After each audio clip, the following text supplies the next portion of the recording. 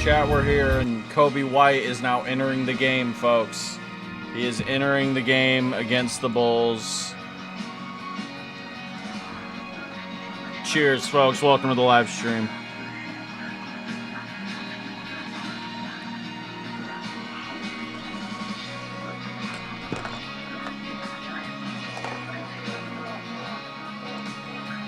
That's why it sounded like that. I was so confused on why it was sounding.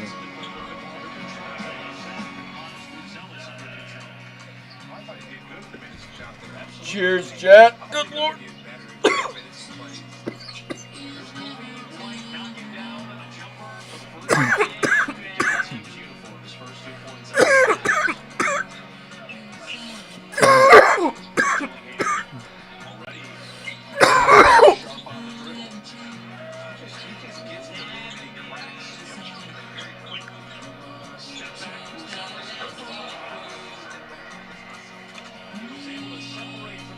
Ooh.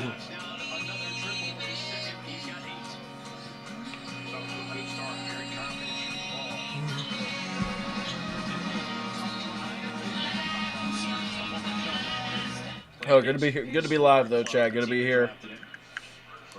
Our two big bets of the night, folks. 2.5 units. Bulls 8.5. It's looking decent so far. And then Celtics -5 and -5.5, which is not the best bet. I honestly should have stayed away from that game, but I don't like the Suns. Is 20 years old, the number 4 pick of the 2025 draft.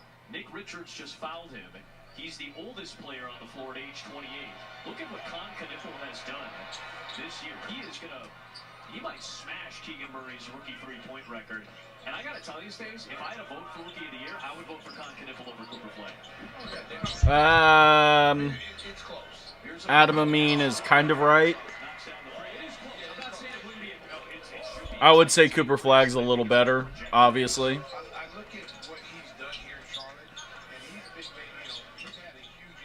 There's a lot of good rookies. Derek Queen.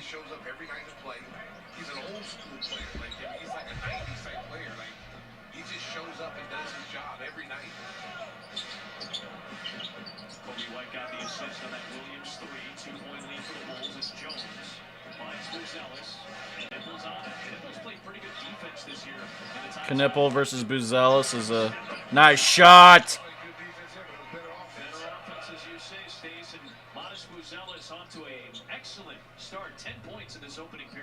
10 points in the first quarter from Buzelis. He's probably going to go off if that's the case. Fuck. Why not? What's the line at? Actually, fuck the line.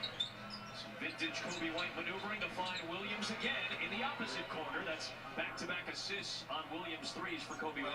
Kobe White gets to be a point guard here. One of the second unit.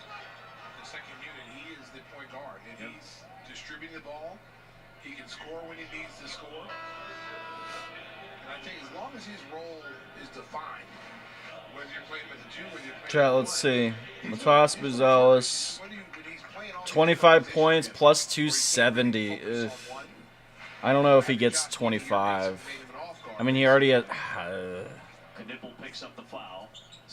I doubt he'll have 25. What is his line right now? It's 20.5, chat.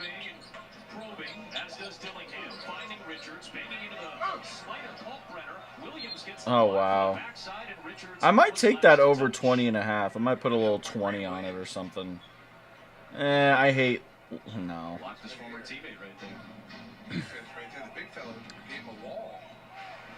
Kalkbrenner, an excellent shot blocker as a rookie. He was a second-round pick for Charlotte this year. They're so young.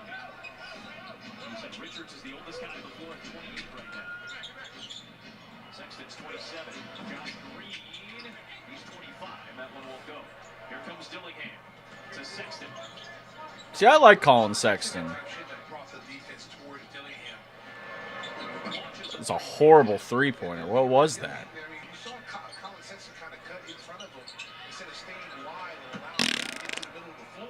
He was getting ready to go to the middle of the basket. They kick it to Colin, but Colin kind of cut him off. He got the ball earlier than he probably should have. Knipple with the three, number 199 on his campaign this Misses. It's probably avoiding the whatever the over is. It was probably like 56 and a half, 54 and a half. Now they're just missing left and right. Rob Dillingham finds Jones. I don't think they're doing it on purpose, but like, you know what I mean. There's sometimes where I didn't bet on any first quarter overs, but it's suspiciously close right now. It's at 54 right now. You gotta run the ball. You gotta go. A lot of times guys are kind of like, jogging. And I bet the over under for the first quarter was like 56 before. It was probably like 54 or 56. Takeover game presented by BMO on Sunday. Join us in the atrium for a pregame party with basketball YouTube creator Chester. Enjoy kid-friendly programming throughout the game. Bulls.com/tickets for more. The Milwaukee Bucks will be in town on Sunday. The Milwaukee native Knipple steps off the floor. Sion James, his Duke teammate, who's an excellent defender, comes into the game. Brandon Miller's back in for Charlotte.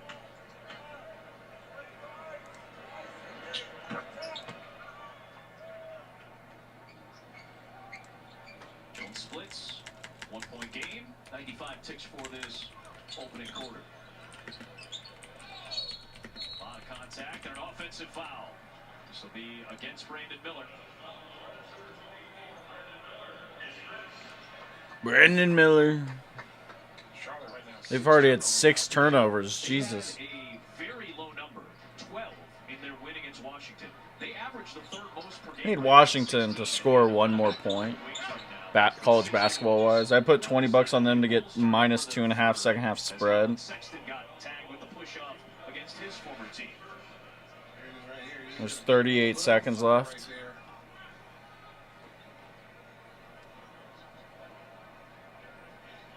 But yeah, my big bet today, chat, was Bulls plus 8.5, and then Celtics minus 5.5 against the Phoenix Suns. Also did one with Miami minus 1.5 first quarter spread. That could hit. Who knows? Got his own miss off the deflection. Williams well short that time. Dillingham the rebound with a minute to play. Dillingham, there's the speed. That's nice. See, people think he can't get to the rim and finish for his size. He can get to the rim and finish. He plays a lot bigger than what he is. He got long Jesus arms. fuck. And that speed, literally and metaphorically, is a separator. Yes. Now he's out there on Brandon Miller. Miller having an excellent campaign. He works off the screen and buries a three. He can flat out shoot it. Went 5 of 7 from downtown the other day against Washington. So a 6th lead change in this opening period. Dillingham to Sexton. Back to Rob. Richards a little out of control. We got a break that they didn't call him for anything. Here's Jones. Past Miller. With the reverse. That was impressive English in a tight quarter for Trey Jones. And he used that rim for protection that time. Got in. There was a lot of contact on that drive. And he was able to keep his balance. 5 seconds left. Brandon Miller. Had a foul to give, so they'll use it there with Jones. It's just good seeing Trey Jones and Josh Giddey back out there on the floor. And both those guys. Honestly, I think they'll cover. Success when they're winning games, and to have them miss as many games as they did, whatever, was really tough to. It was tough to overcome for the Bulls. Absolutely. So, little chess match here. Charles Lee, former Wall Street broker, brings in Con Knipple for this last possession. The former Wall Street broker Billy Donovan counters with Isaac Okoro to guard the inbounder Knipple, who, as the inbounder, may get the ball back to try to shoot a three. What do you know? It will be his 200th of the year. It won't be this one. It'll be tied instead at 31 apiece, 3-1. 31-31, chat. Incredible. Bulls shoot 55% in the opening period. Hornets make 7 of their 16 threes, one of the highest volume three-point shooting teams in the league. They had 6 turnovers. Chat, the 31s is hilarious. Classic number 31. We love it, folks. But, yeah. We'll see what happens. I mean, I missed out on on some bets for sure, but it's all right. Lost a little bit of money today, but we're still up to a certain extent. Not really, yeah, damn. That -2.5 second half spread for Washington against the Rutgers did not hit. They tied in the second half. That's so stupid. And then what happened with the Heat? The Heat lost by 1 in the first quarter. Chat, I maybe need to chill on the bets today, but we're going to keep Chicago and Celtics at -5.5, and then +8.5 for the Bulls. Celtics will probably screw it up, but I mean they were -290 money line, so they better win in a blowout scenario. That would be pretty sick. That would be pretty awesome, folks. That would be pretty huge. It would be a good time. I do know the State of the Union is coming up here shortly, folks. We're unfortunately going to react to it because, I mean, what else do you want to do? Fuck.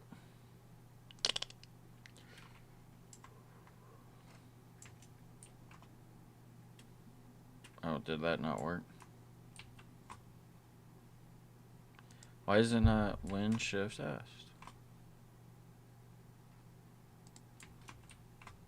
I guess I can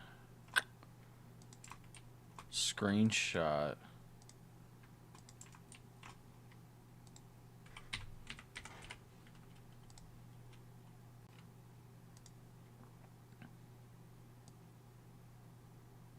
Oh wait, god damn it. That was pointless.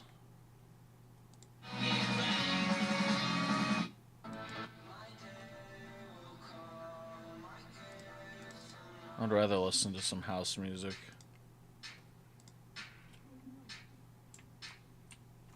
Oh wait. Gotta open it up again. I gotta make a Twitter post for the stream chat.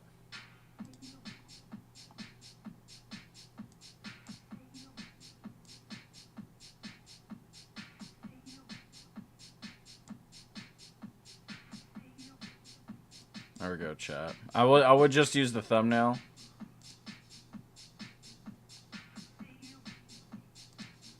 But it's okay.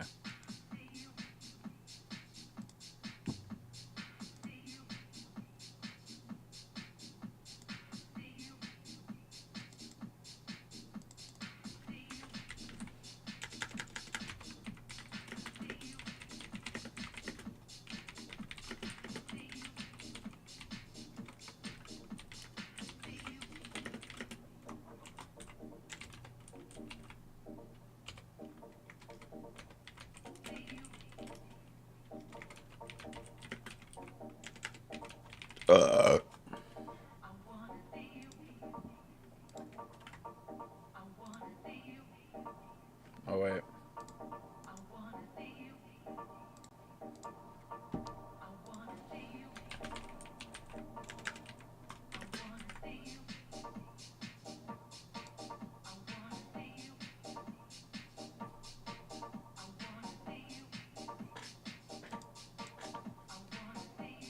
After the All-Star break. And I think part of that is the new look lineup. Now, I will say Josh Giddey said, I don't want to use that as an excuse anymore. Colin Sexton, bang, bang, bang. You have to take care of the basket. Some of the turnovers we've seen them have in games are like silly turnovers. Yeah, unforced errors, silly passes. Bulls have to clean that up. Oh my goodness, just talking about silly passes. Charlotte back at his old tricks. As Miller just tossed it away. Well, and also, too, even on this last play we just saw Charlotte turn the ball over. Once you see, we talk about this on a 90 basis, making adjustments defensively. When you see your small guard being posted up by a 6'7" guy, you have to be in position to help. You've got to be in position to go down and double team and then still be able to close out. Chad, I said I would stop taking bets, but I'm taking over 54.5 second quarter. Probably not a good idea to do that, but we're here.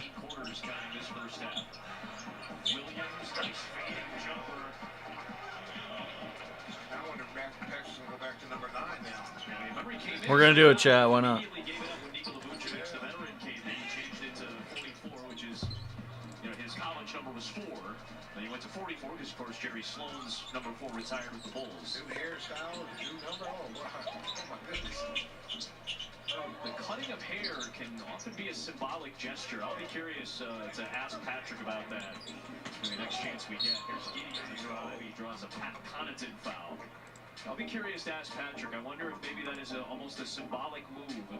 I've read stories about it. I've asked guys about it. They say, I want a fresh start in whatever way it might be. And maybe this is a fresh start for Patrick Williams. The Charlotte native has looked a little different as a player. Now he's got the physical difference in the hair, but he's looked a little different these past few games. Well, and also maybe it's having, braids is high maintenance. You got to get it cut. You got to work on that. It takes a lot of work. You cut it off. All you got to do is wash it and brush it. It's a done deal. I remember I buzzed my hair off and I was like, man, this has been a nice week. And then, as you often point out, like a chia pet, I grew it back way faster than I expected. Yeah, you come in, you're clean shaven tonight. By the third quarter, you'll have a full beard. I've never seen somebody's beard grow so fast. It's a little alarming. It's like, What kind of weird hormones are you taking oh my right now? goodness. Damn. Adam Amin thought that was funny as shit. Oh my goodness. It's like gremlins. Put some water on, like 6 of them here. There's enough. Good help that time. There you Zealous go. helped out on Bridges, forcing the rotation. Wow, the veteran Pat Connaughton. You still can get up. Oh, 43 years of age in his 11th year out of Notre Dame. Holy smokes. I wasn't expecting that. He has not played a ton. It's only his 30th game of the year. He's been hurt the last couple of years. Calf injury this year, hand injury last year. There's Yabusele, got his own miss. It went underneath the hand of Buzelis. Sion James and Buzelis battle for it, and the Bulls get a big break because that would have been a turnover and a layup. Instead, James was last to touch. 8 seconds on the shot clock. Yeah, there was no change in possession here. And yeah, Sion actually tapped it, trying to maybe hold to keep it in bounds. 5 on the clock for Sexton. Off the screen, launches up. Big shots. 2 for 2 from outside. Bulls have a 4-point lead.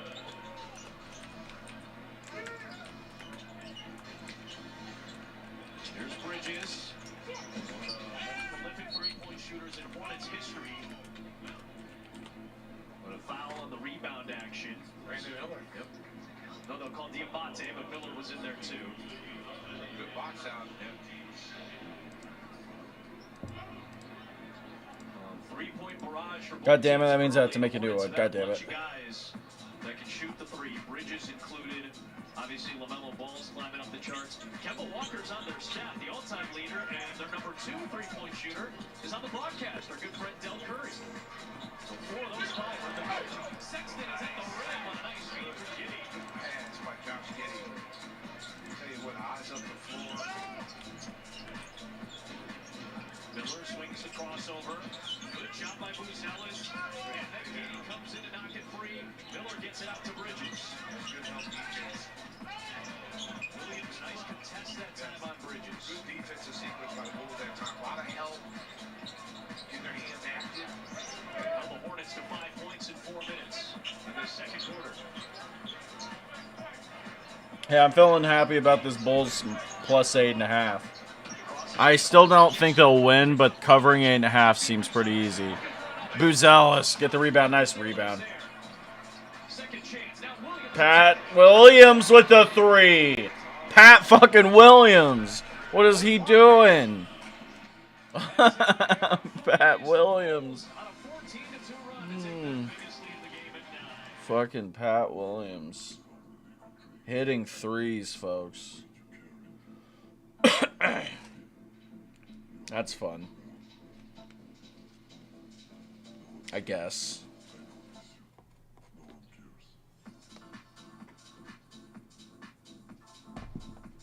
Uh-oh, chat. Never mind.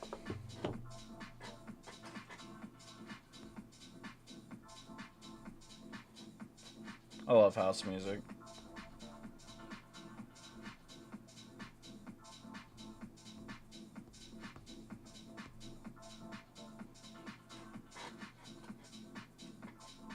This shit just makes me want to, like, Live in the city, bruh.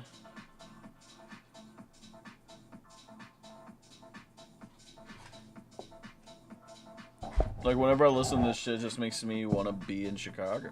I don't know why. Hey, Chicago. But, or just in the city. Even, like, Denver. Not even Denver. I could be in Pueblo in Colorado, and I would still feel that vibe, even though Pueblo sucks.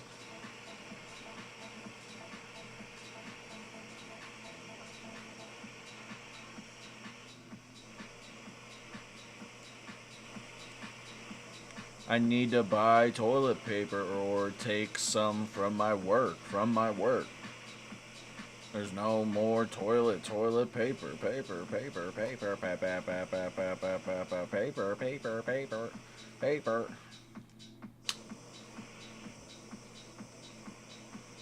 It's okay, chat. About to take a hit of this rosin. This shit's about to hit. The Bulls winning right now. We like the plus 8.5.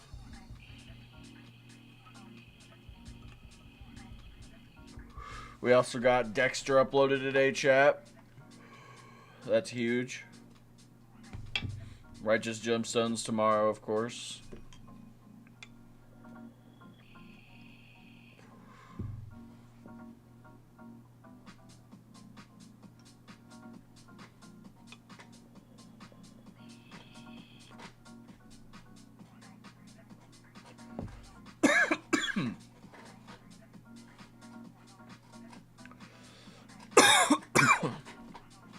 Goodness gracious. So do we like the purple? There's the blue. There's the red, which really doesn't really do much. I need a better light.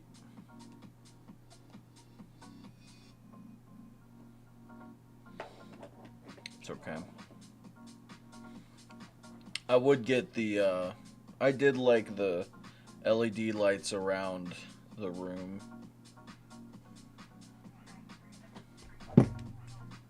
Chad just got asked to come in at 10:30 tomorrow.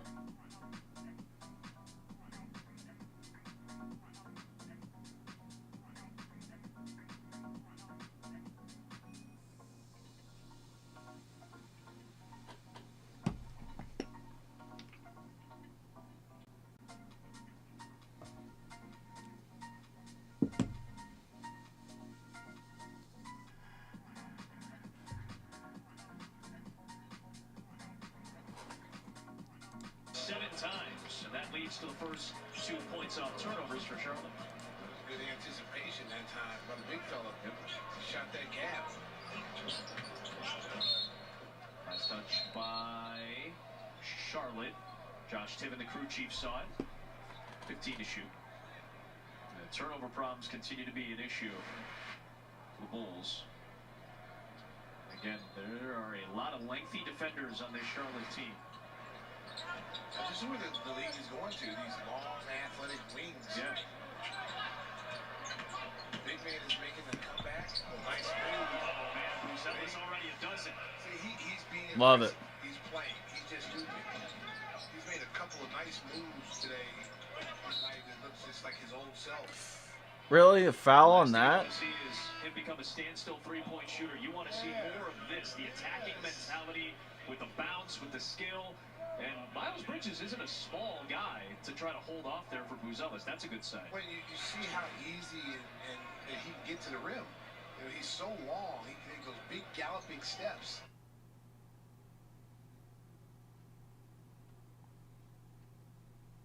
What the hell?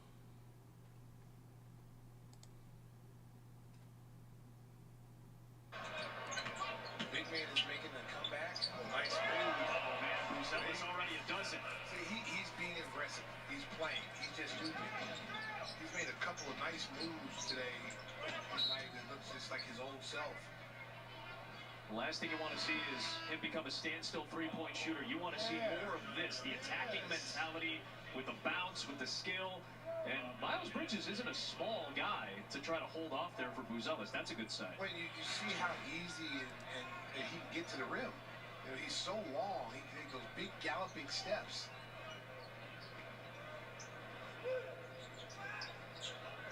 Buzelis trying to stick with LaMelo Ball.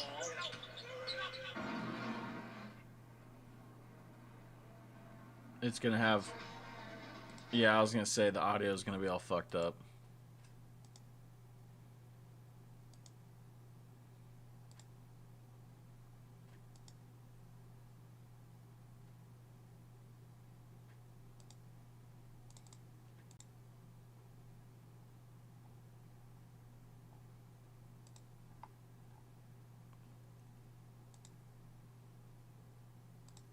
Jeez.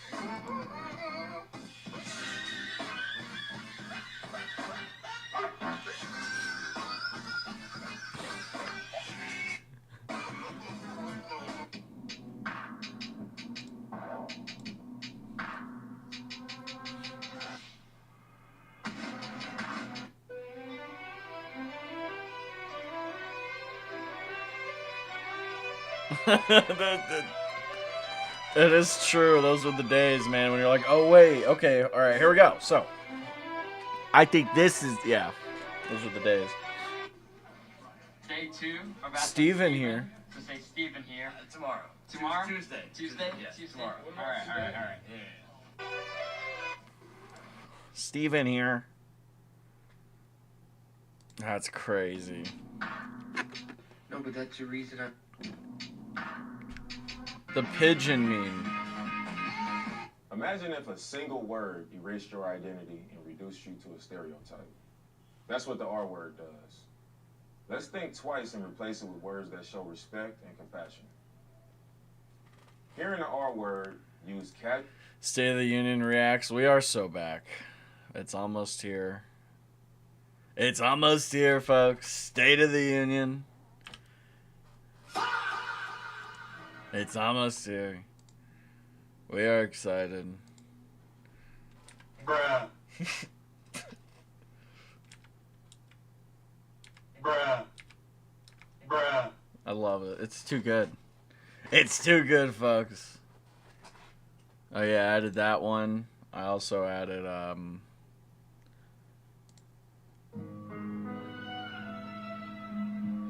I'll probably play that during the State of the Union.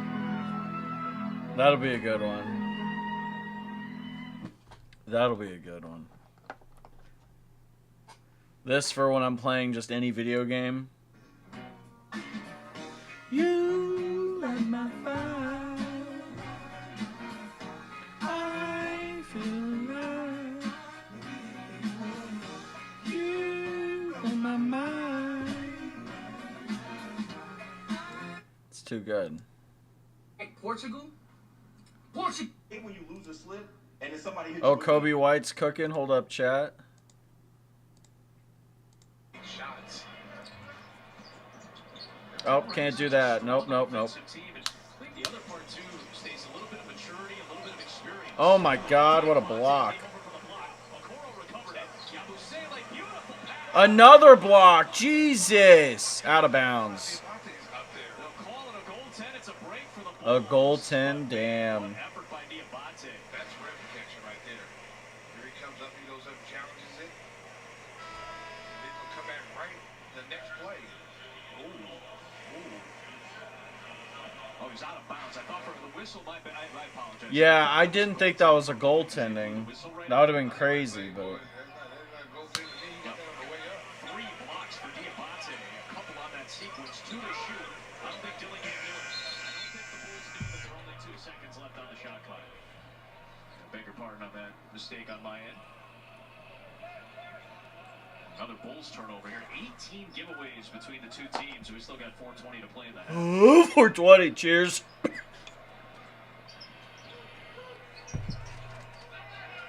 Got two really good shooters in Ball and White, and then at contact, and Bridges and Miller. The First Lady has a 10-year-old Alpha School student, an AI and TEDx speaker with her as, and then we see that Secretary, the Treasury, Secretary Besson. There's RFK Jr. Services Secretary Robert F. Kennedy Jr. You see Secretary of Defense Pete Hegseth, and now moments away we will see the President of the United States. I think Attorney General Pam Bondi as well. A live look at the House chamber. We are now minutes away from the start of President Trump's State of the Union address. Ripping the Benjamin for the State of the Union. Through the halls there. We'll have that as we have my bets of the night. Spaces in the U.S. Capitol. When he walks onto that floor, we will take that speech live. Our special coverage continues right now. Tonight, President. They want commercials. RFK walking in looking like he pre-gamed the function. He probably did. Lord knows.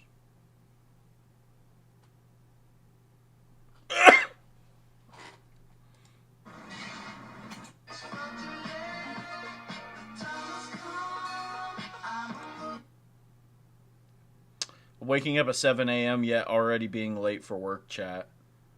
I mean, that's just how you get it done, right? I will hunt down everyone responsible for I love this. I will make them pay dearly. If you want all the money you need, Something the money fell you on the deserve, floor. Call me 459 cash. I'm Lowell, the Hammer Stanley. I want to get you all the money in Los Angeles yours. Lowell, the Hammer Stanley. 459 cash. It's good shit. Down everyone responsible. That is for good hurting shit, you. chat. I will make them pay dearly. How's it going? I'm Misha.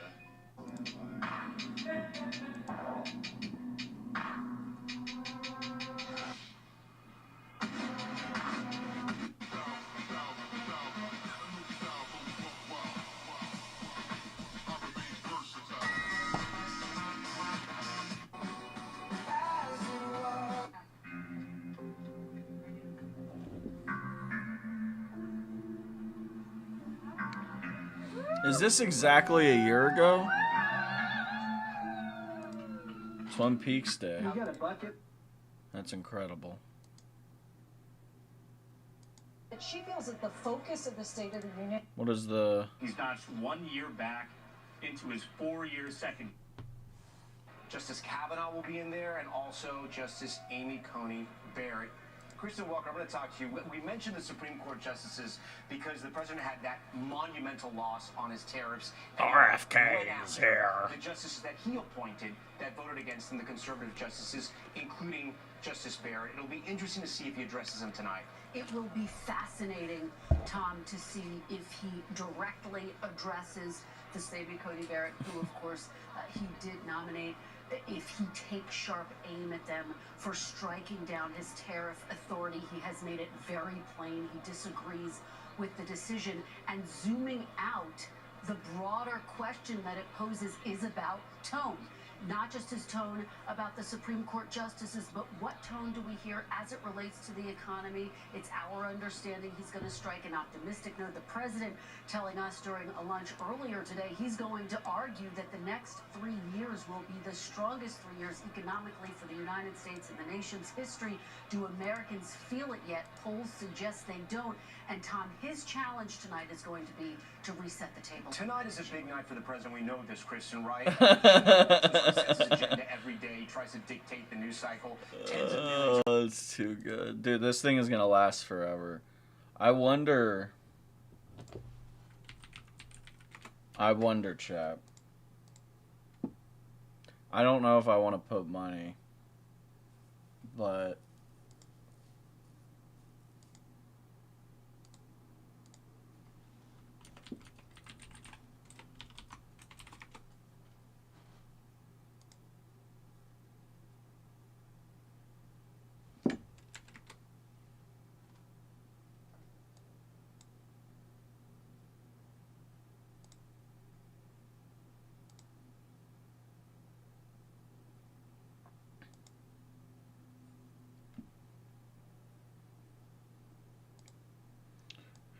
we can look at what Trump will say during the State of the Union. Is there a way I can turn on some sort of dark mode? Because this is bright as shit.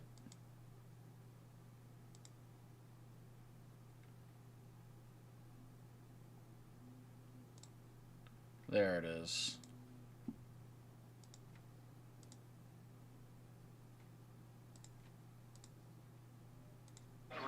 Like a DeMar DeRozan, until he gets stronger, then you're going to be seeing more of these stationary three-point shooter. Now, you've seen him be very active off the bounce, including right here, although he just have scored several baskets in this first half off the bounce. That's also another step in his development, according to Billy Donovan. Yeah, it's very easy to look at a profile and say, well, this is what you should fit. Well, that's not taking into consideration the specific skill set that you might have at your disposal here. Out of bounds, last touch by the Bulls. There's so many, like I said, he could become a playmaker to get his teammates involved. You can see the dunks, you see the athleticism. UFC, yes, 30, yes, is 37%. I don't think so tonight.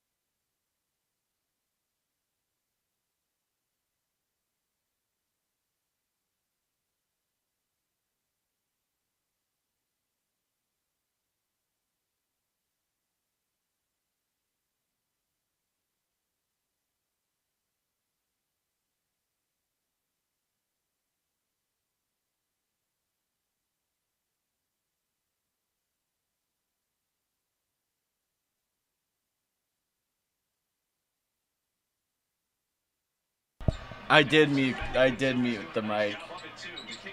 I didn't realize I muted the mic. Uh-oh. Who preceded him here. And listen, you have talked about it here. I think Sleepy Joe might be my bet. $3. Oh, not 32. $3 for 8. I don't like that. People who supported the president. Almost every single one of them said, I need to hear him talk about my money. No on DEI and woke. I feel like that's... Greenland or the Arch, and I'm paraphrasing here. I don't want to hear about foreign entanglements. I want to know how he's helping Hold up, no. the middle class. And these on DEI and woke. For a grade, a lot of them said, you know, B, C, basically. They're willing to give him some time so that they can feel... Yeah, I'm going to do $3 on him not talking about DEI or woke. There we go, chat. $20 on Sleepy Joe? You know... Lawmakers not above that. The same thing we do sometimes. We're seeing Romans. You know, Hallie brought up a lot of good points. We were talking about this just before we came on. People go to the grocery store. Yes, some prices have come down, but others like beef and coffee, gas. I think I might do that actually instead. Natural gas to heat I feel like Sleepy Joe is just, it's a lot. But yeah, I'm going to cash this out even though I lose pretty much the money that I made. Or not the money that I made, but the money that I bet. I didn't lose that much. Okay. When she voted with the majority of the Supreme Court, in striking down Let's the go terrorist to, group. We'll see if he mentions or if he says anything else, but the president there, let's go to yes on alluded to this when we Sleepy were speaking Joe. to him. He wasn't going to focus too Let's much go on $3 the Super Bowl. for We had lunch 8. with him earlier today, but we'll wait and see. You never know. The president sees somebody. I mean, it's not a sometimes. lot because I have other things I've No, I was going to say, the betted White on. House and the team, the president's supporters and the president's team think that they've got a very good story to tell about the economy overall. They like to talk about a record high in the stock market. But you look at the length of car loans, and you look at how hard it is to buy a house, and you look at child care costs, and you look at insurance costs and electricity. These are things that are not like eggs that you can just give up, right? These are things that are really core parts of the budget that have been too troubling. So maybe you'll see the president tonight shift and look forward and say, stick with me. Things are going to get better. Only got 49 points to 54. Jack, I'm losing money. I made 200 last night. Now we're down to 80. we're not in a good spot, folks. The president himself seemed to be in very good spirits, Chris, and I think that's fair to say. He was excited about this speech. He seemed in a good mood, even though he was in a room. Is he going to mention Sleepy Joe? Yes, on Joe is the easiest lock of the decade. I feel like it, yeah. He did. He was energized by this moment. This is the president in his element in front of a crowd. Now, he likes the campaign trail. One of the key questions I think top Republicans are wondering, will he actually stick to the script tonight? We're going to hear the Speaker of the House introduce him now. Let's listen in.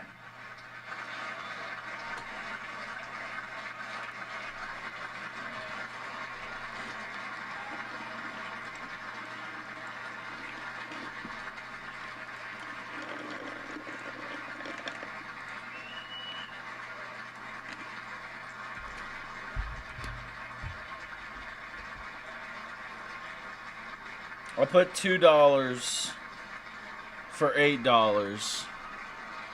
That's what we did. That's what we did. Members of Congress have the high privilege and distinct honor of presenting to you the President of the United States.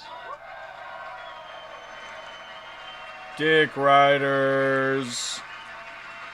Fucking dick riders. So goofy. Yeah. Ugh.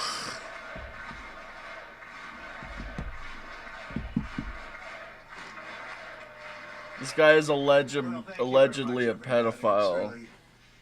An honor, Speaker Johnson. The glazing is crazy. It is. First Lady of the United States. The United States. Let's go Sleepy Joe Biden right off the rip. Do it.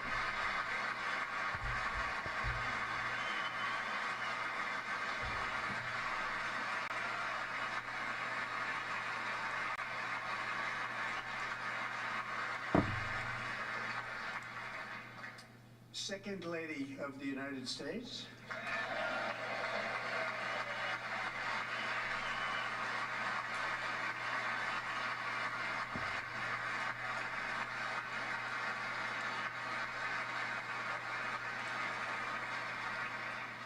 Members of Congress and my fellow Americans, our nation is back, bigger, better, richer, and stronger than ever before.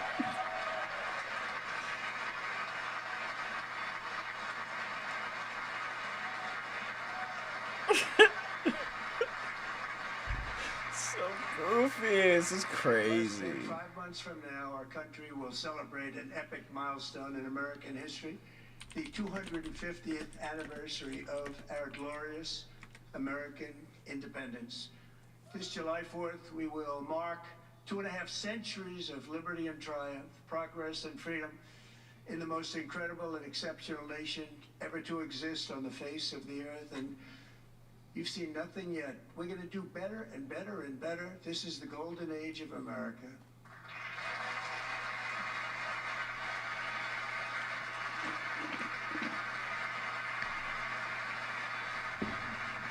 Drop 100 on him saying a racial slur. That could be interesting.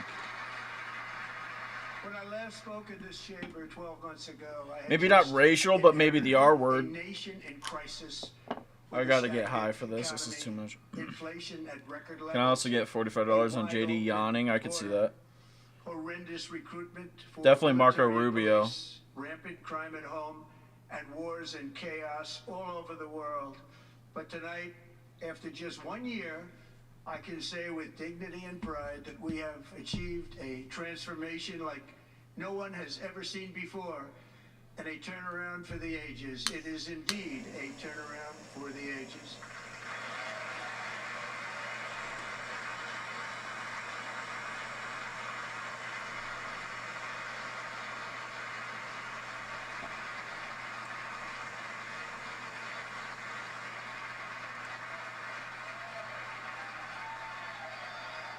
What is this? What is this? Oh shit. What the fuck? Talk your shit, whoever that is. Something about black people. Oh, they're kicking him out? Wow, freedom of speech, huh? Today our border is secure, our spirit is restored, inflation is plummeting, incomes are rising fast, the roaring economy is roaring like never before, and our enemies are scared, our military and police are stacked, and America is respected again, perhaps stacked? like never before. Stacked is an insane thing to say.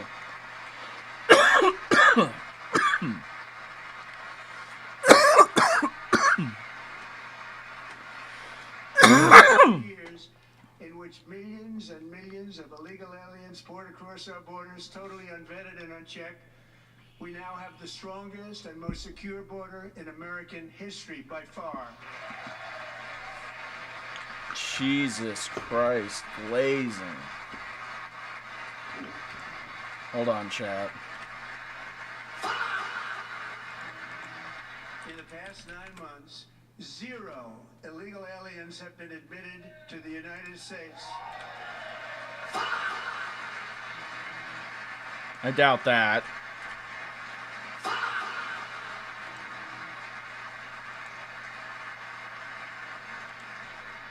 But we will always allow people to come in legally, people that will love our country and will work hard to maintain our country.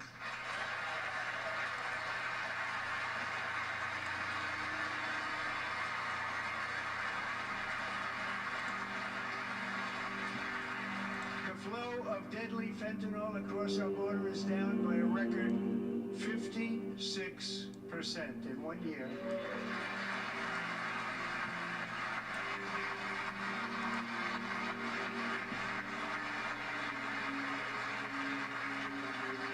And last year, the murder rate saw its single largest decline in recorded history. This is the biggest decline, think of it, in recorded history, the lowest number in over 125 years. Year 1900, in fact, substantially before my wonderful father. I had a wonderful father, Fred, before he was born, substantially before he was born. That's a long time ago. He wouldn't like me to say that, but that's a long time ago. The Biden administration and its allies in Congress gave us the worst inflation in the history of our country. But in 12 months, my administration has driven core inflation down to the lowest level in more than 5 years. And in the last 3 months of 2025, it was down to 1.7%.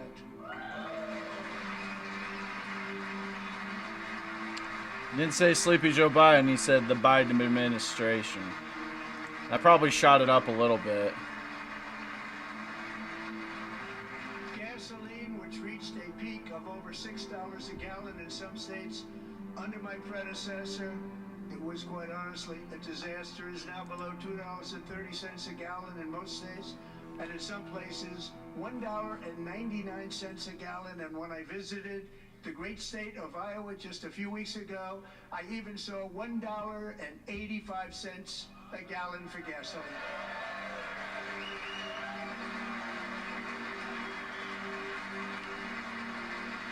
I guess gas prices are telling of how great America is, folks. Rates are the lowest in 4 years and falling fast.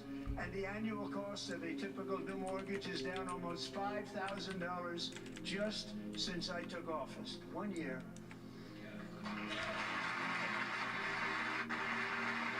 And low interest rates will solve the Biden-created housing problem well, at the same time protecting the values of those people who already own a house that really feel rich for the first time in their lives. We want to protect those values. We want to keep those values up. We're going to do both. So you just, yeah, so nobody's getting a house because people are going to keeping their houses and not selling their Has houses. set 53 all-time record highs since the election. Think of that. 1 year. Boosting pensions, 401ks, and retirement accounts for the millions and millions of Americans. They're all gaining. Everybody's up, way up. In 4 long years, the last administration got less than $1 trillion in new Trillion, there it is. And when I say less, substantially less. In 12 months, I secured commitments for more than $18 trillion pouring in from all over the globe.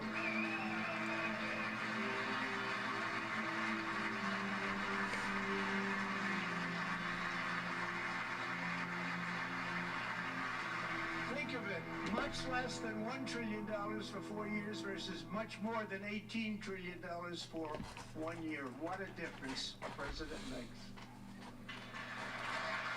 Sleepy Joe Biden, are you going to say? A time ago, we were a dead country. Now we are the hottest country anywhere in the world. The hottest.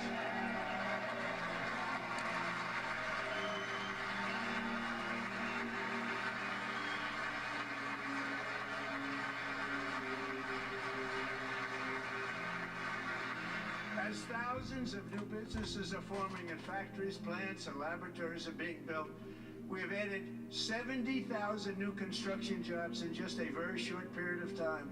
Getting bigger and bigger and stronger. Nobody can believe what they're watching. American oil production is up by more than 600,000 barrels a day, and we just received from our new friend and partner, Venezuela, more than 80 million barrels of oil.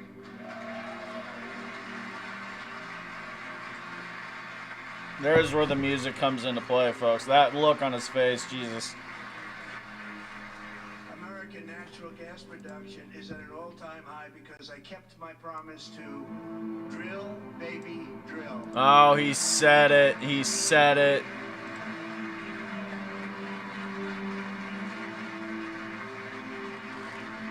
How far was it? Oh, that was a lock. That was a lock. Working today than at any time in the history of our country. Think about that. Any time in the history of our country, more working today. And 100% of all jobs created under my administration have been in the private sector.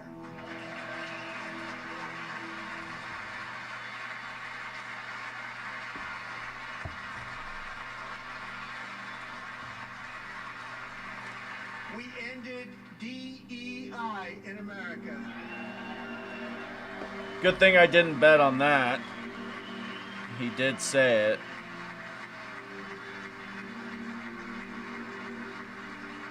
We cut a record number of job-killing regulations, and in 1 year we have lifted 2.4 million Americans, a record, off of food stamps.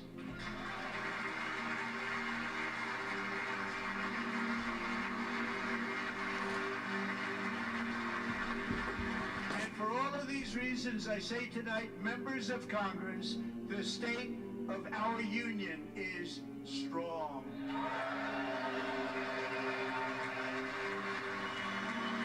Of course, he had to say the title of what this is. Our State of the Union is strong.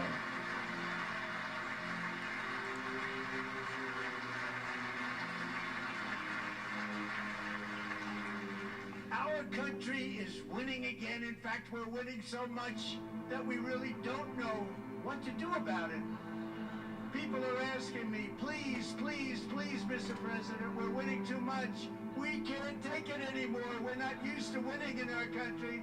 Until you came along, we just always... It is. It really is. Too much. And I say, no, no, no. You're going to win again. You're going to win big. You're going to win bigger than ever. And to prove that point, to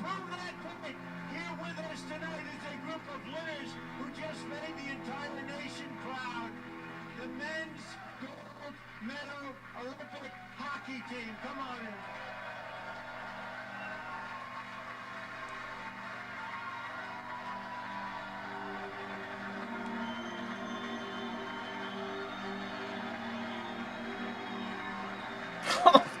That's so weird. I don't know why that's weird.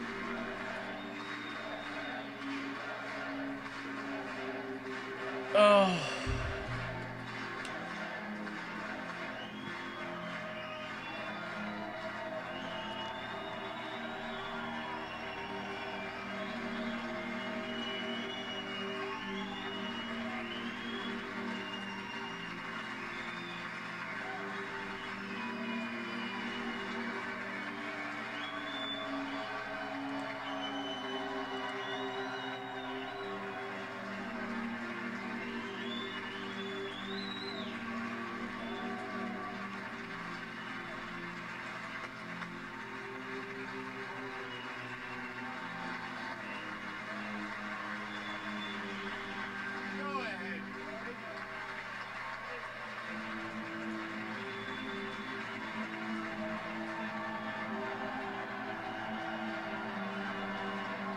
Oh my god, bro. This is so... What is this?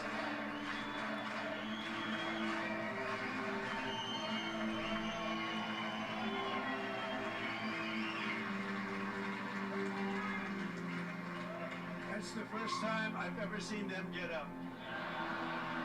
And actually, not all of them did get up. But they beat a fantastic Canadian. Yeah, because there's other issues more than fucking hockey teams, bro. The American women who will soon be coming to the White House.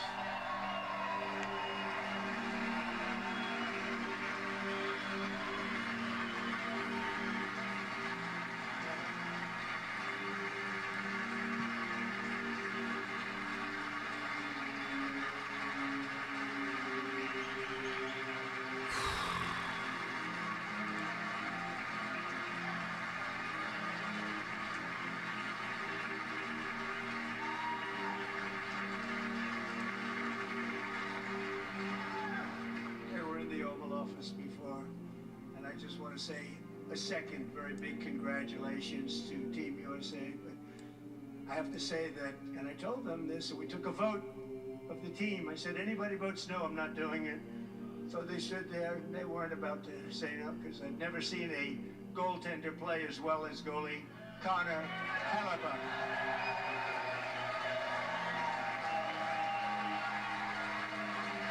The music just adds the layer, bruh. It just adds. It's the cherry on top.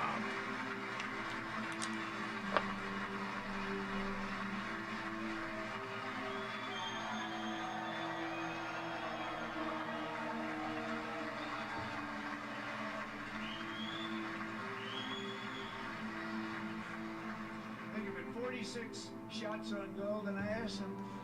One shot, the one where you put your stick in the back and it hit the neck of your stick and bounced off. You practiced that, or was that a little lucky? You refused to answer that question. But I just want to tell you that the members of this great hockey squad will be very happy to hear, based on their vote and my vote, and in this case my vote was more important, that I will soon be presenting Connor with our highest civilian honor, which we will be given, and which has been given to many athletes over the years. But when I say many, not too many, like 12. It's called the highest civilian honor in our country, the Presidential Medal of Freedom.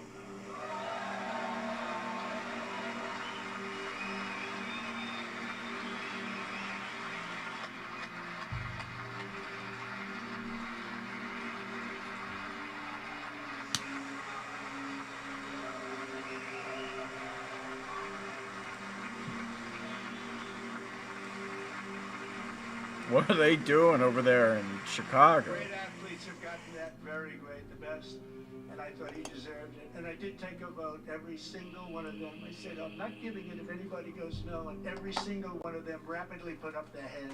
So I want to thank you all. What a special job you did. What special champions you are. Thank you very much.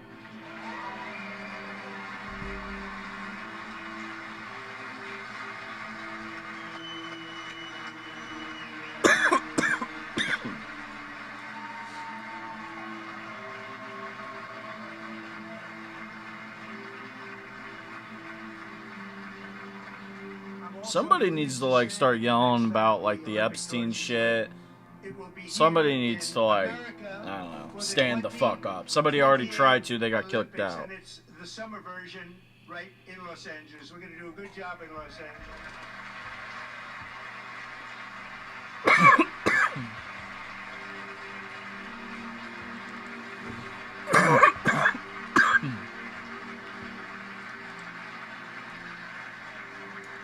And Los Angeles is going to be safe, just like Washington, D.C. is now one of the safest cities in the country.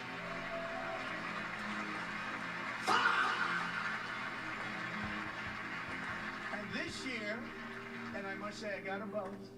I got them in the first term. I was disappointed because I didn't think I'd be the president when this happened. But strange things took place. And now I've got them because I got the Olympics and I got the 2026 FIFA World Cup, and I wanted to claim the Strange things happen. What does that mean? I couldn't claim that one for myself. What does that mean? But we're getting the World Cup, so we have the World Cup and the Olympics coming, and that is exciting news. The World Cup is gonna be... Nah, when the Olympics gets here, this shit's not gonna go well at all. It's gonna be disaster. There's gonna be bad things that happen. I have a weird feeling. This will be a year to celebrate our country and the heroes who have kept it free. Men like Buddy Taggart. At age 17, Buddy volunteered to defend America in World War II. Serving in the Pacific under the great General Douglas MacArthur. He fought bravely in the famous Battle of Manila, worked so hard. He was badly wounded and almost killed by enemy machine guns in Luzon. And 81 years ago this month, he liberated the largest internment camp in the Philippines, one of the largest anywhere in the world.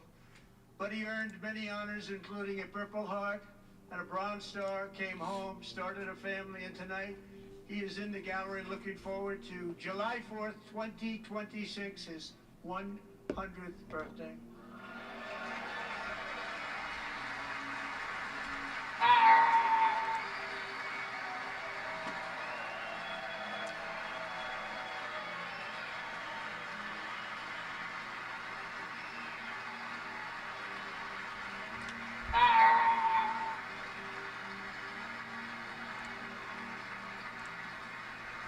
Bruh.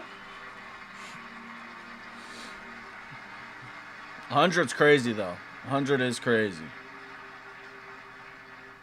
So, buddy, you're a brave man, and we salute you. Even in times of challenge, setback, and immense heartache, the spirit of 1776 has always shone through very brightly. It was July 4th of last year when floodwaters tore through a girls' summer camp in Central Texas. One of the worst things I've ever seen. I was there, rising 26 feet in the matter of minutes, tragically claiming many, many lives. You all remember that one. As the waters threatened to sweep her away, 11-year-old Millie Kate McClelland closed her eyes and prayed to God. She thought she was going to die. Those prayers were answered when Coast Guard rescue swimmer Scott Ruskin descended from a helicopter above. Nobody knew where he came from. It was Scott's first ever rescue mission. A young guy, but very brave, very, very top, always top in his class. And he lifted not just Millie Kate, but 164 others to safety.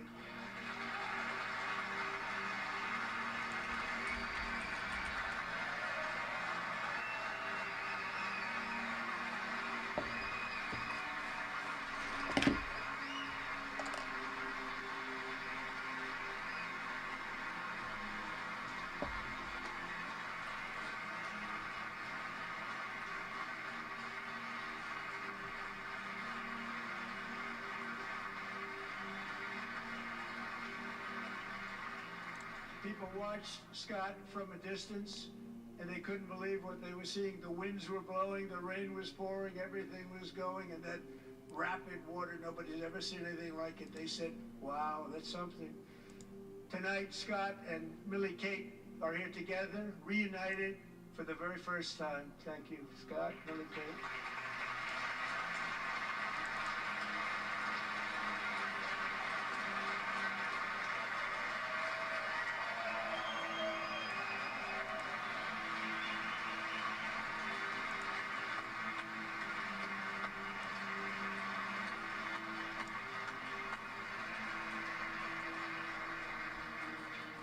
And Petty Officer Ruskin, I'm pleased to inform you that I am now awarding you the Legion of Merit for extraordinary heroism, which is what it was, extraordinary heroism. Thank you.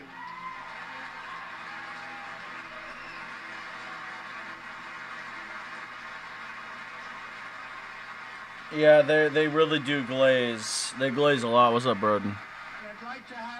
For veterans, I guess I understand, but everything else prior to this, does Israel get mentioned? Oh, you want to see? I bet on Sleepy Joe. It's at 29%.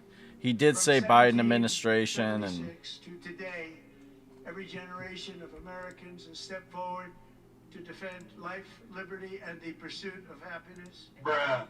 And they're really doing it for the next generation. But now it's our turn together. Yeah, somebody needs to stand up and like talk about it and like call it out.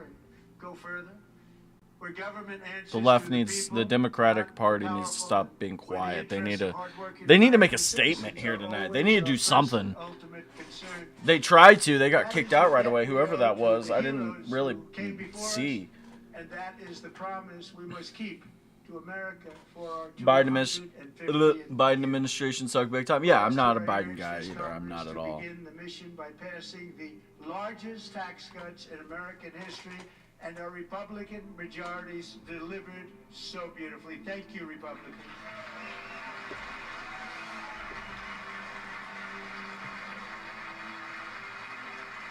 Tax cuts to who, though?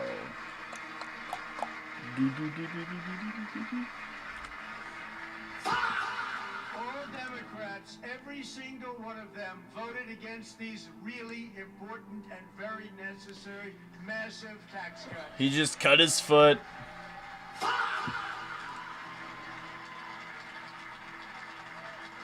They wanted large-scale tax increases to hurt the people instead.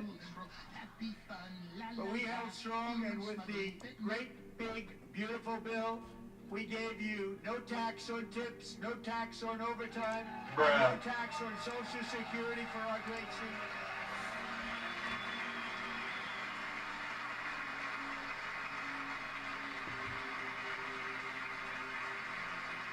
There's a lot of things in here that were definitely locks. Woke DEI. And we also made interest on auto loans tax deductible the first time, but only if the car is made in America. Made in America. Wow. Bruh.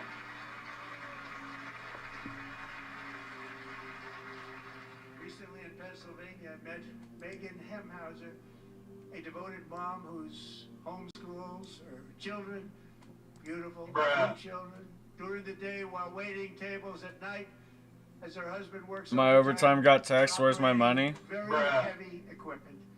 Megan is here this evening, and she's happy to tell you that she is so much richer because with no tax on tips, no tax on overtime, and her expanded child tax credit done again by Republicans, Megan and her husband will take home more than $5,000 extra just for the year, cutting her tax bill in more than half. 5,000. That means you got to be in a pretty big tax bracket. Stand up. We're fighting for you, Megan.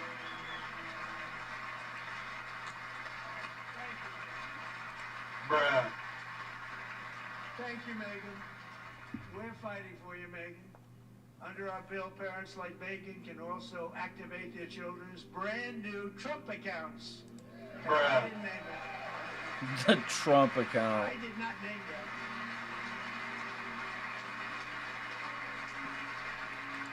Nobody believes me, but I did not name it. It's named by a very tall man. Wow, the Bulls are now getting their asses kicked. Holy shit.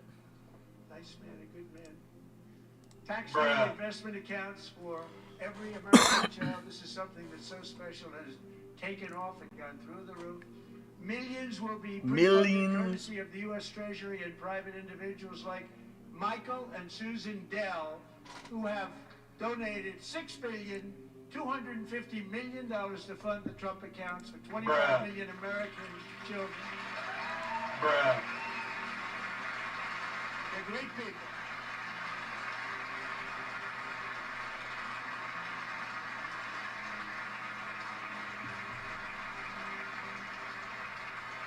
You'll be getting $1,000. How do you make all that money? He said, well, I just sat on my dorm in school and I made computers and I'd sell them to people. And I just kept selling and selling and selling. And pretty amazing story. That's called the American dream. He sold a lot of computers, a lot of those laptops. So I congratulate him on that. But I really thank him and Susan, as well as others like Brad Gerstner, a very tremendous guy. He was behind it right from the beginning. Brad Gerstner. Thank you, Brad.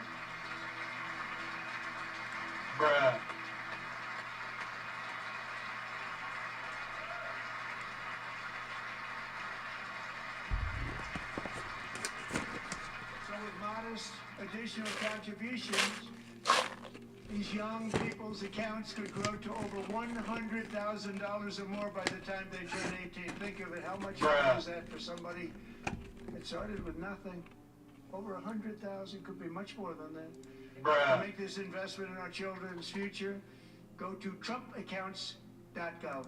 TrumpAccounts.gov. And a lot of people are doing it. They're setting every A lot of people are doing it. They're really liking it. They're definitely going to see that money. I'm so proud of them. I'm so proud of the people that got it started. Now it's just taken off. One of the primary reasons for our country's stunning economic turnaround, the biggest in history, where the Dow Jones broke 50,000 4 years ahead of schedule, and the S&P hit 7,000, where it wasn't supposed to do it for many years. I think the Dow Jones is still at like 46,000. These tariffs took in hundreds of billions of dollars to make great deals for our country. It's at 49,000. Economically and on a national security basis. Everything was working well. We plug in. That were ripping us off for decades Correct. are now paying us hundreds of billions of dollars. They were ripping us so badly, you all know that. Everybody knows it. Even the Democrats know it. They just don't want to say it. And yet these countries are now happy, and so are we. We made deals. The deals are all done. And they're happy. They're not making money like they used to, but we're making a lot of money. There was no inflation, tremendous growth. And the big story was how Donald Trump called the economy correctly, and 22 Nobel Prize winners in economics didn't. They got it totally wrong. They got it really wrong. And then just 4 days ago, an unfortunate ruling from the United States Supreme Court. It just came down. It came down. It just came down. Ruling. But the good news is that almost all countries and corporations want to keep the deal that they already made, right, Scott? Knowing that the legal power that I, as president, have to make a new deal could be far worse for them, and therefore they will continue to work along the same successful path that we had negotiated before the Supreme Court's unfortunate involvement. So despite the disappointing ruling, The cut. Bro, beat my sponsor block plugin. Our country, the kind of money we're taking in, peace protecting. Many of the wars I settled was because of the threat of tariffs. I wouldn't have been able to settle them without. Will remain in place under fully approved and tested alternative legal statutes. And they have been tested for a long time. They're a little more complex, but they're actually probably better, leading to a solution that will be even stronger than before. Congressional action will not be necessary. It's already time-tested and approved. As time goes by, I believe the tariffs paid for by foreign countries will, like in the past, substantially replace the modern-day system of income tax, taking a great financial burden off the people that I love.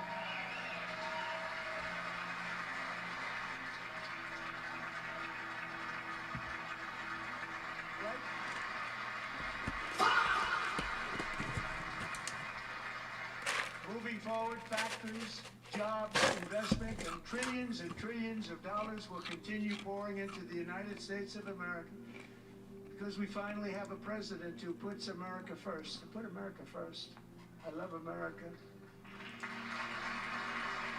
Do you now? Sleepy Joe? Bruh. For decades before I came along, we had the exact opposite. From trade to healthcare, from energy to immigration, everything was stolen and rigged in order to drain the wealth out of the productive, hardworking people who make our country great, who make our country run. Under Biden and his corrupt partners in Congress and beyond, it reached a breaking point with the Green New Scam, open borders for everyone. They poured in by the millions and millions from mental institutions. There were murders, 11,888 murders. They came into our country. You allowed that to happen. And record-setting inflation that cost that would low-key kind of go hard. That would be aura. That would be aura. I can't lie. Now the same people I can't lie at all. who voted for those disasters suddenly used the word affordability, a word they just used it. Somebody gave it to them, knowing full well that they caused and created the increased prices that all of our citizens had to endure. You caused that problem. You caused that problem.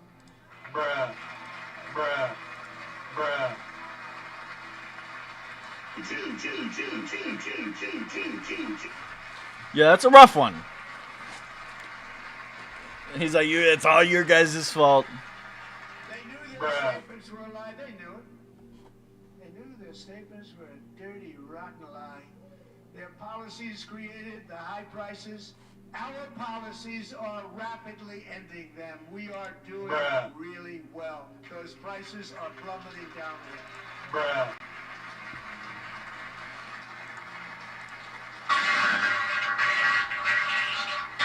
The price of eggs is down 60%.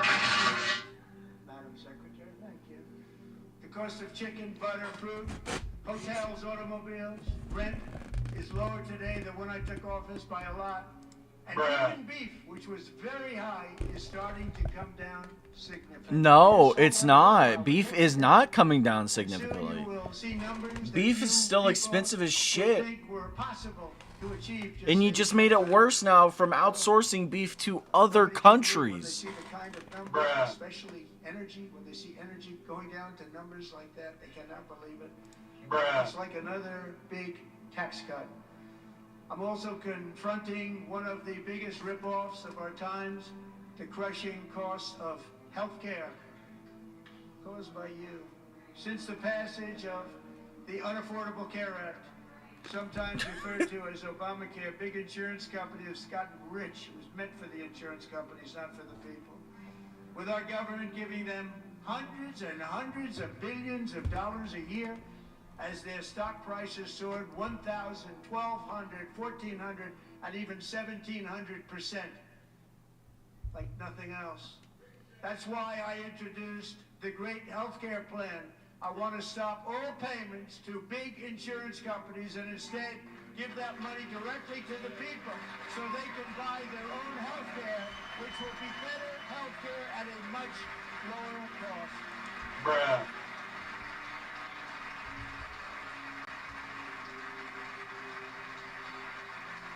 What? I don't think that's how that works. In addition, my plan requires maximum price transparency. That's a big deal. Sounds so simple, so big. And I did that in my first term, and the Democrats immediately terminated it with full knowledge that they were doing a very bad thing for the people. Costs were going to go way up, and that's what happened. And now I'm bringing them way down on healthcare and everything else. Bruh. I'm also ending the wildly inflated cost of prescription drugs like has never happened before. Bruh.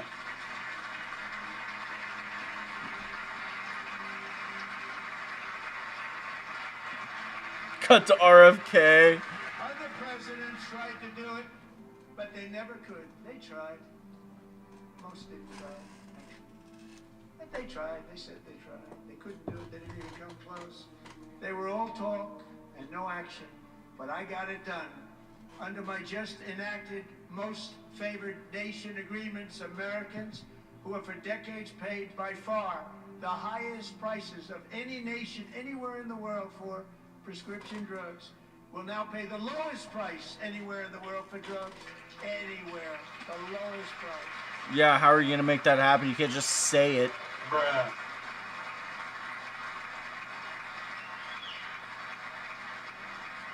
So in my first year of the second term, should be my third term, but strange things happen. I took prescription drugs, a very big part of healthcare, from the highest price in the entire world to the lowest. That's a big achievement. The result is price differences of 300, 400, 500, 600% and more, all available right now at a new website called TrumpRx.gov. And I didn't name that one either, by the way. He's like, that's dog shit. I didn't name it. The Bulls are going to lose by a shit ton. Okay, well, I guess +8 was a horrible bet. It was looking good. Customer ever to get Bruh. that big discount, and it is big. Catherine Rayner.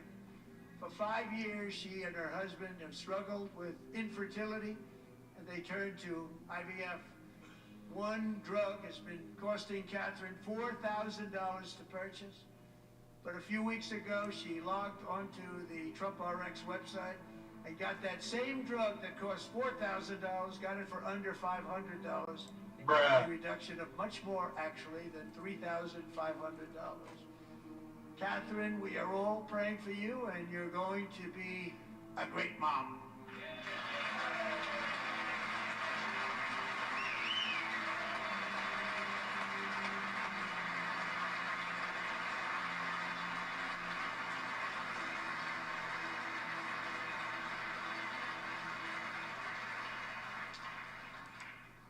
So now I'm calling on Congress to codify my most favored nation program into law. Now, the one thing I'm not sure it matters because it's going to be very hard for somebody that comes along after me to say, let's raise drug prices by 700 or 800%. But John and Mike, if you don't mind, codify it anyway. They may do it. Codify it anyway. Thank you.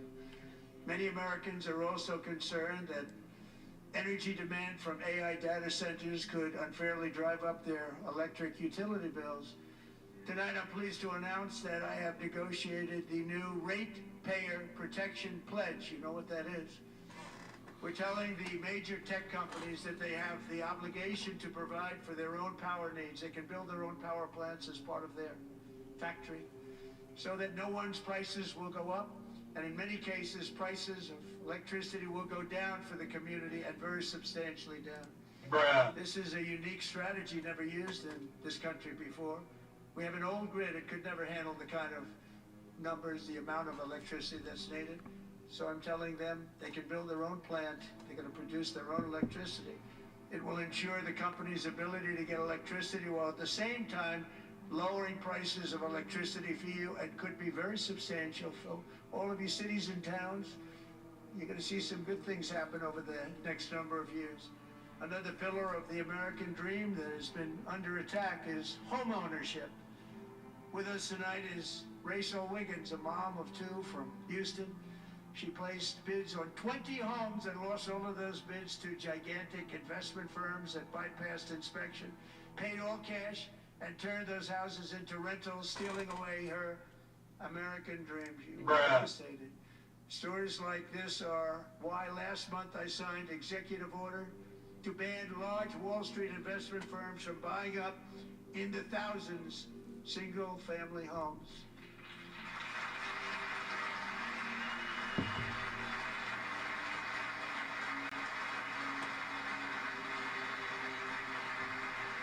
now I'm asking Congress to make that ban permanent because homes for people, really, that's what we want. We want homes for people, not for corporations. Corporations are doing just fine. Raysel, thank you very much. Good luck with your home. You'll get one soon. Prices are still outrageous though for housing, so I don't. We're also working to make it easier for Americans to save for retirement. And under this administration, we will always protect Social Security and Medicare. They are not protecting it for our seniors. We will always protect Social Security, Medicare, Medicaid. He keeps blaming. Yeah, all the Dems are like, what are you talking about? That was all on you. 30,000. And I'm not here to defend the Dems because fuck them. Millions of people, because the stock market has done so well, setting all those records, your 401ks are way up. Yet half of all of working Americans still do not have access to a retirement plan with matching contributions from an employer. To remedy this gross disparity, I'm announcing that next year my administration will give these oft-forgotten American workers, great people, people that built our country, access to the same type of retirement plan offered to every federal worker. We will match your contribution with up to $1,000 each year, as we ensure that all Americans can profit from a rising stock market. Let's also ensure that members of Congress cannot corruptly profit from using insider information. I mean, hey, even Elizabeth Warren is okay with that. Everybody's stats fully a bipartisan issue. I mean, hey.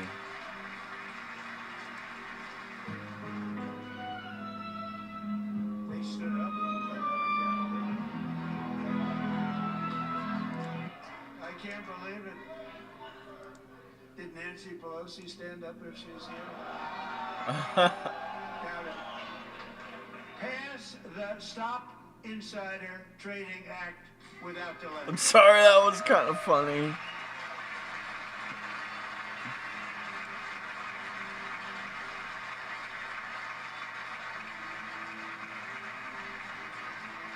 I wasn't sure if anybody on the other side was going to applaud with that. I'm very impressed. Thank you.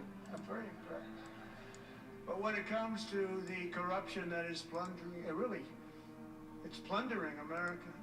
There's been no more stunning example than Minnesota, where members of the Somali community have pillaged an estimated $19 billion from the American taxpayer. Oh, we have all the information. Bruh. And in actuality, the number is much higher than that. And Bruh. California, Massachusetts, Maine, and many other states are even worse. This is the kind of corruption that shreds the fabric of a nation, and we are working on it like you wouldn't believe. Bruh.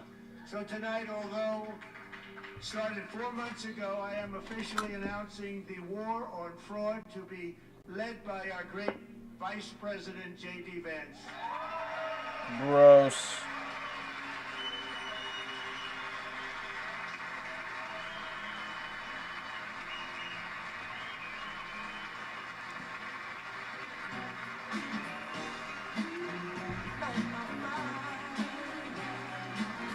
We'll get it done. And if we're able to find enough of that fraud, we will actually have a balanced budget overnight. It'll go very quickly. That's the kind of money you're talking about. We'll balance our budget. Isn't this what Doge was supposed to be? Pirates who ransacked Minnesota remind us that there are large parts of the world where bribery, corruption, and lawlessness are the norm, not the exception. Importing these cultures through unrestricted immigration and open borders brings those problems right here to the USA. Bruh. And it is the American people who pay the price in higher medical bills, car insurance rates, rent, taxes, and perhaps most importantly, crime. We will take care of this problem. We're going to take care of this problem. We are not playing games. Delilah.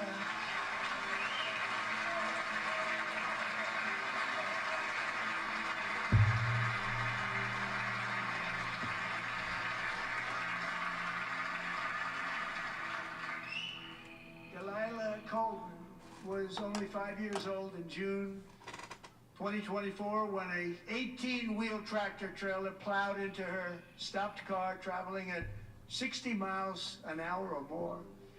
The driver was an illegal alien let in by Joe Biden and given a commercial driver's license by open borders politicians in California.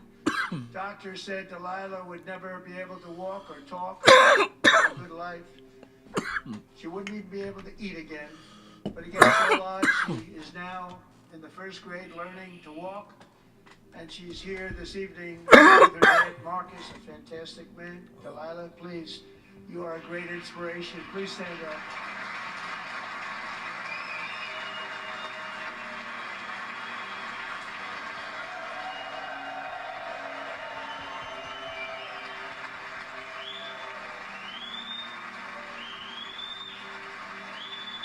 Can't hate on that, though. I mean, you can't really hate on somebody getting in a wreck.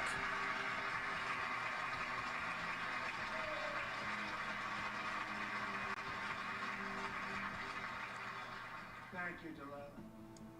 Many, if not most, illegal aliens do not speak English and cannot read even the most basic road signs as to direction, speed, danger, or location. That's why tonight I'm calling on Congress to pass what we will call the Delilah Law, barring any state from granting commercial driver's licenses to illegal aliens.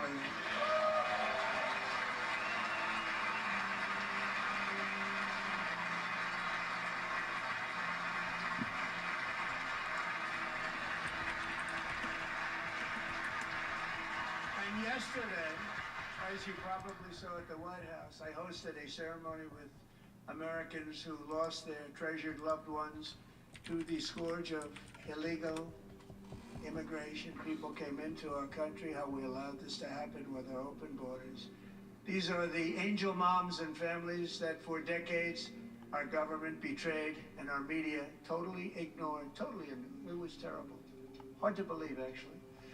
In 2023, a 16-year-old high school cheerleader named Elizabeth Medina was supposed to perform in her town's Christmas parade, but she never arrived. Her mother, Jacqueline, went home to look for her, and she found her lying dead in a bathtub, bleeding profusely after being stabbed 25 times.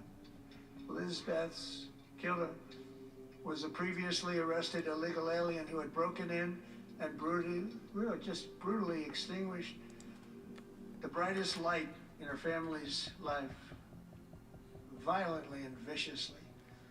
Her heartbroken mother is in the gallery to remind everyone in this chamber exactly why we are deporting illegal alien criminals to our country at record numbers, and we're getting them the hell out of here fast. We don't want them.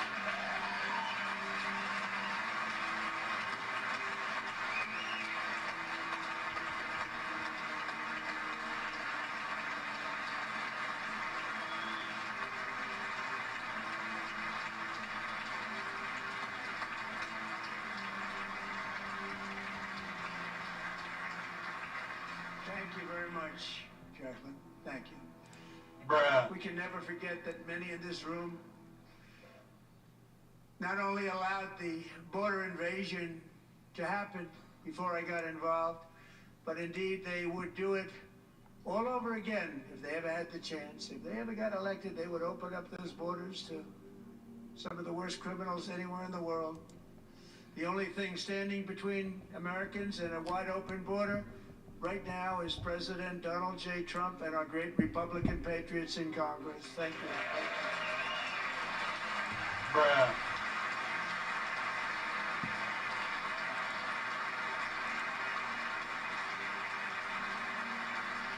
As we speak, Democrats in this chamber have cut off all funding for the Department of Homeland Security. It's all cut off.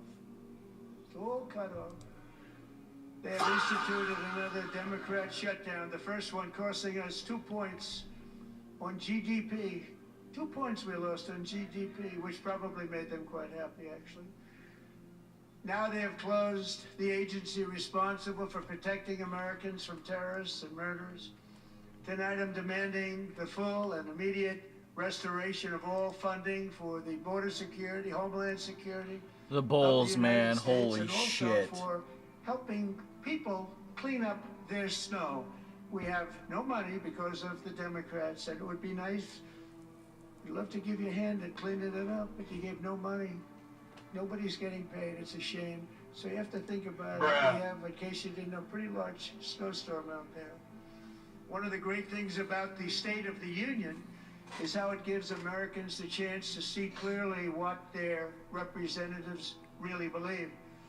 So tonight I'm inviting every legislator to join with my administration in reaffirming a fundamental principle. If you agree with this statement, then stand up and show your support. The first duty of the American government is to protect American citizens, not illegal aliens.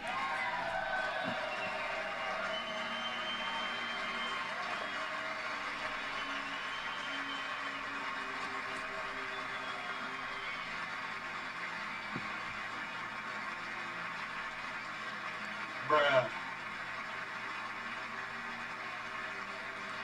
Bruh.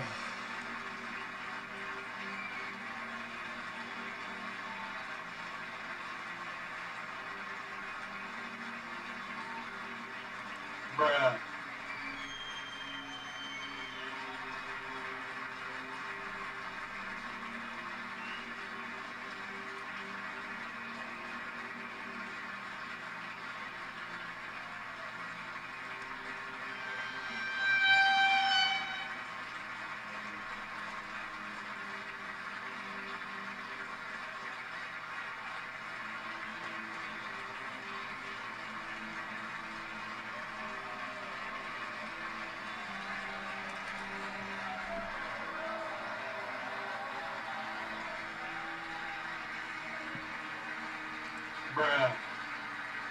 Holy shit, dude.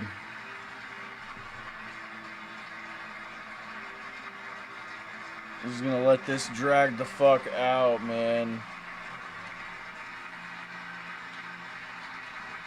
Oh my god.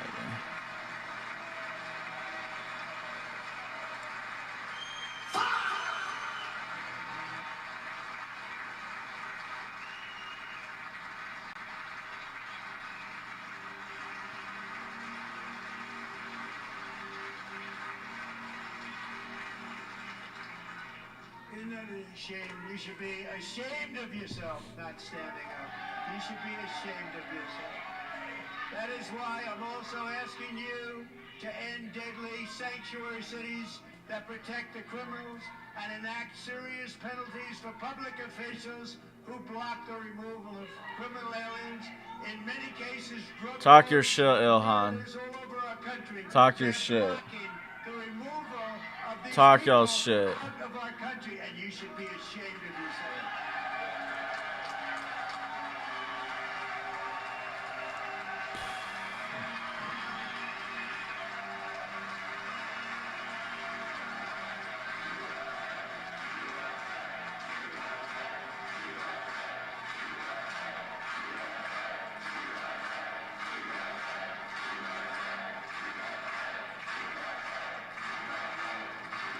Bruh. And perhaps most importantly, I'm asking you to approve the Save America Act. The dick riding dog.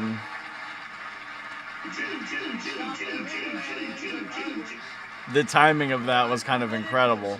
From voting in our sacred American elections. That cheating is rampant in our elections. It's rampant. It's very simple. All voters must show voter ID. Don't, anytime you go vote, don't you already show your ID, bruh? Isn't that already a thing? All voters must show proof of citizenship in order to vote.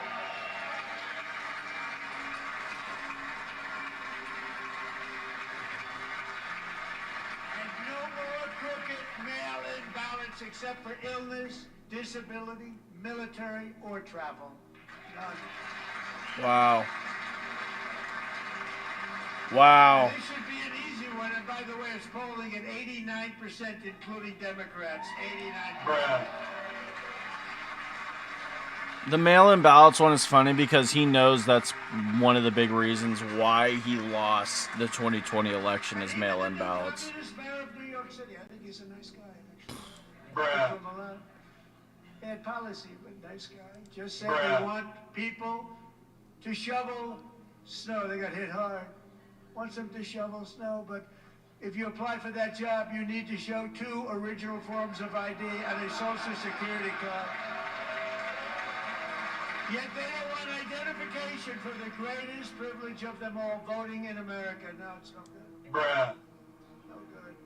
Both Republicans and Democrats overwhelmingly. I don't know, the agree whole on snow thing policy. I don't understand just because here and where I'm at, Congress we should just unite shovel and our enact own this snow common sense, as country-saving where we're at. Like if we have legislation snow in right front of now, our car or before next to our house or anything whatever, else happens. we just shovel it ourselves.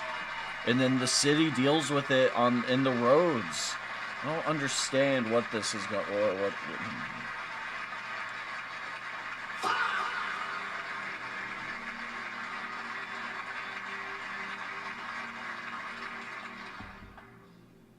The reason they don't want to do it, why would anybody not want voter ID? One reason, because they want to cheat. There's only one reason. They make up all excuses. They say it's racist. They come up with things. You almost say, what imagination they have. Bruh. They want to cheat. They have cheated. And their policy is so bad that the only way they can get elected is to cheat. And we're going to stop it. We have to stop it, John. Bruh.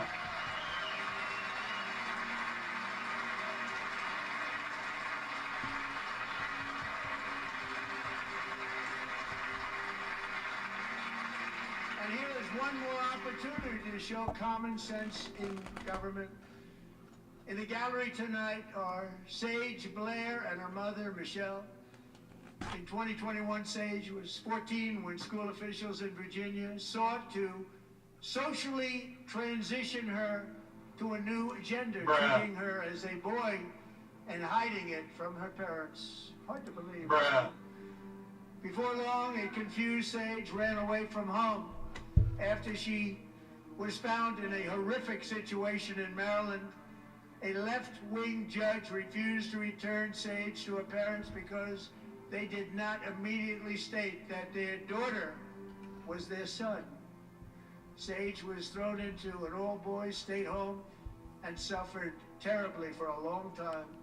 But today, all of that is behind them because Sage is a proud and wonderful young woman with a full-ride scholarship to Liberty University. Bruh. Sage and Michelle, please stand up.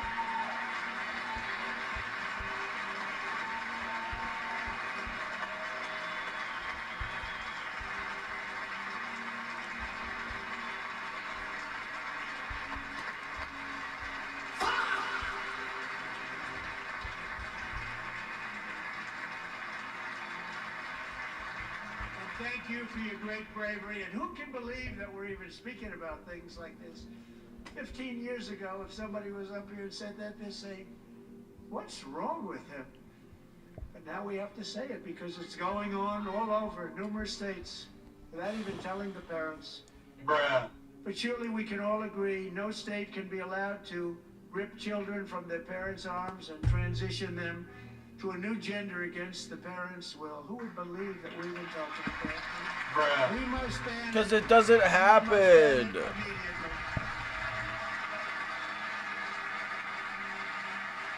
No state is just ripping a child and be like, you are transgender. It just doesn't happen. Look, nobody stands up. These people are crazy. I'm telling you, they're crazy. Bruh.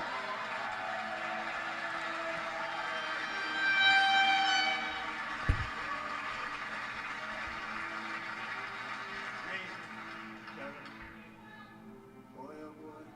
We're lucky we have a country. With people like this, Democrats are destroying our country, but we've stopped it just in the nick of time, didn't we? Bruh.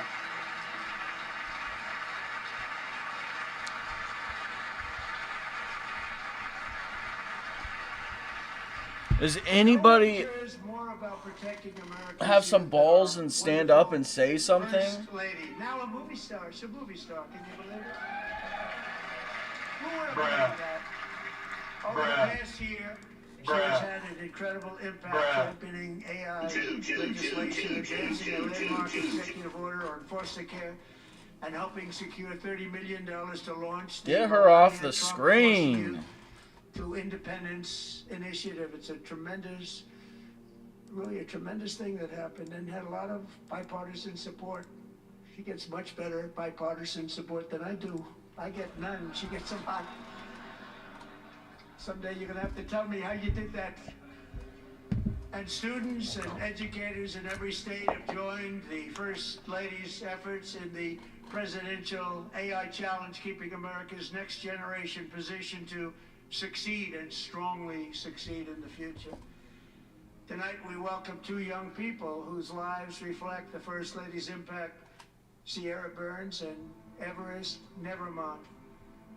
Thank you both, and Melania, thank you. I know how hard you worked on it. Thank you.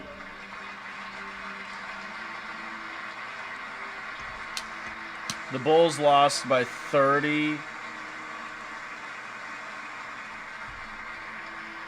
Plus 8.5, bro. It's the most ridiculous thing of all time. Get it off the screen. The Bulls are tanking fully. I'm very proud to say that during my time in office, both the first 4 years and in particular this last year, there has been a tremendous renewal in religion, faith, Christianity, and belief in God. Tremendous renewal.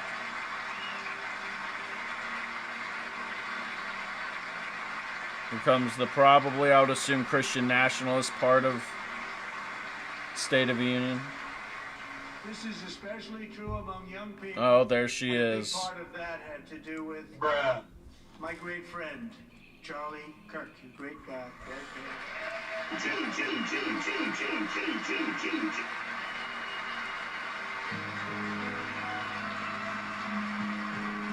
last year, Charlie was violently murdered by an assassin and martyred for his beliefs. His wonderful wife, Erica, is with us tonight. Erica, please stand.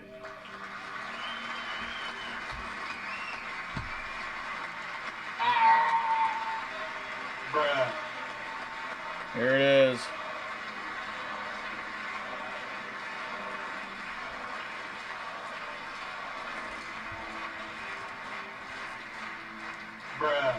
Thank you, Erica. Thank you a lot. In Charlie's memory, we must all come together to reaffirm that America is one nation under God, and we must totally reject political violence of any kind.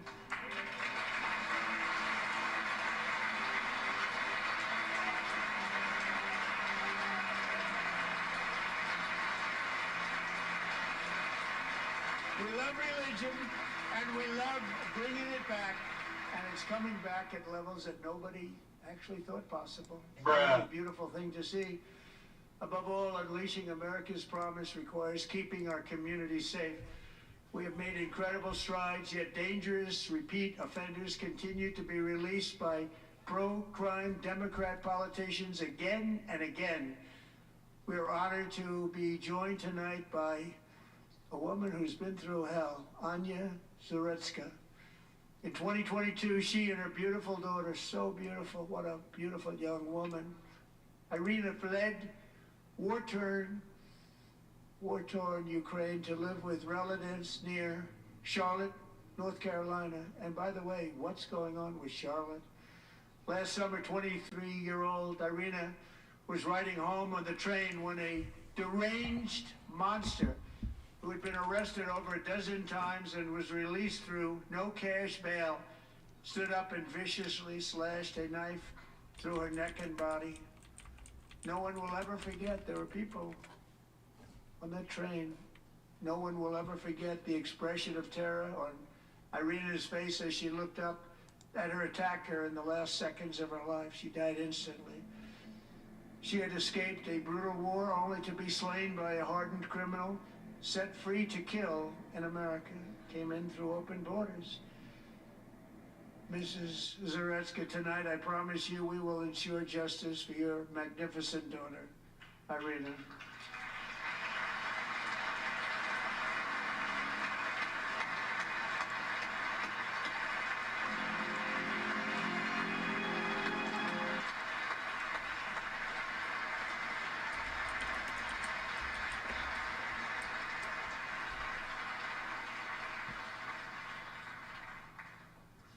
How do you not stand?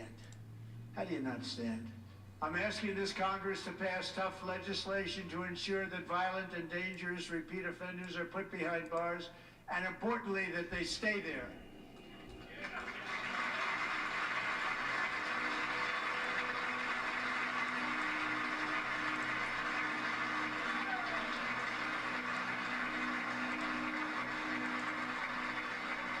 Starting last summer, I deployed our National Guard and federal law enforcement to restore law and order to our most dangerous cities, including Memphis, Tennessee, big success. New Orleans, Louisiana, big success. And our nation's capital itself, Washington, D.C., where we have almost no crime anymore in Washington, D.C. How did that happen?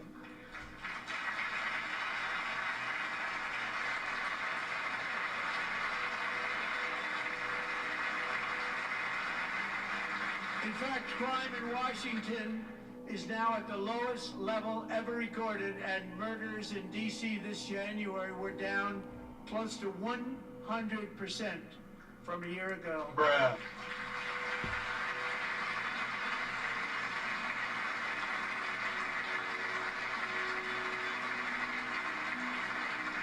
Oh my God.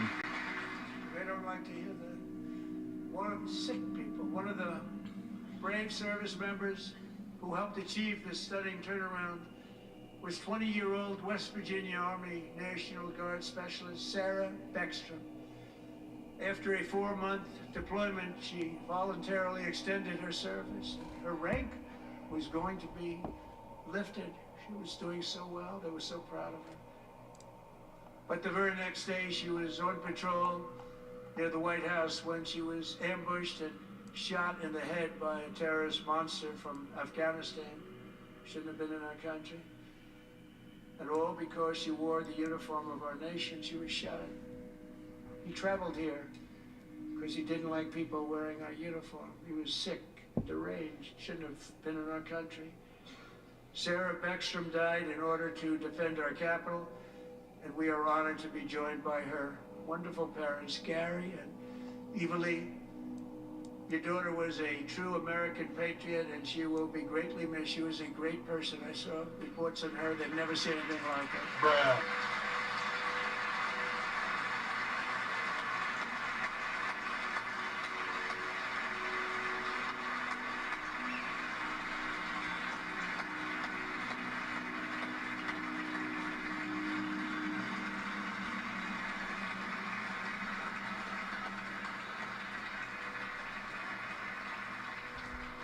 So sorry.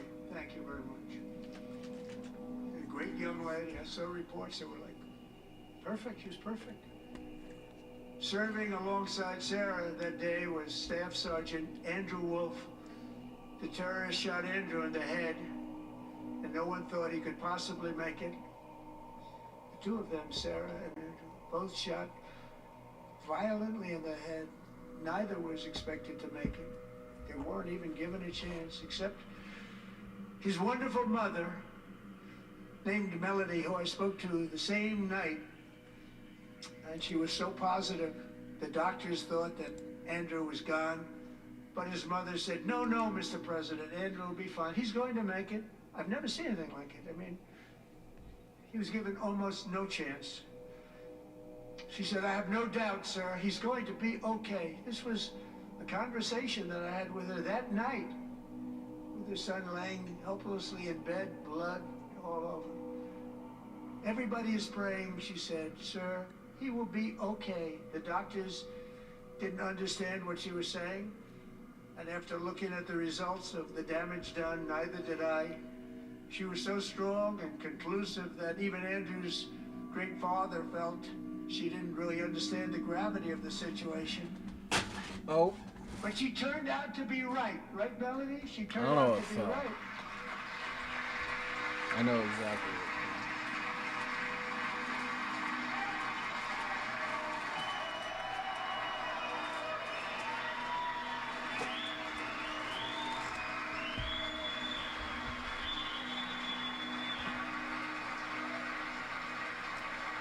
Chat, I gotta piss. I'll be right back.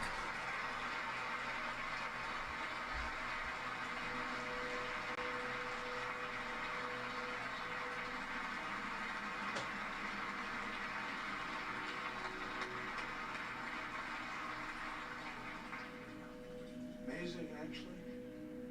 I said, where does this woman come from? She's the most positive person I've ever met.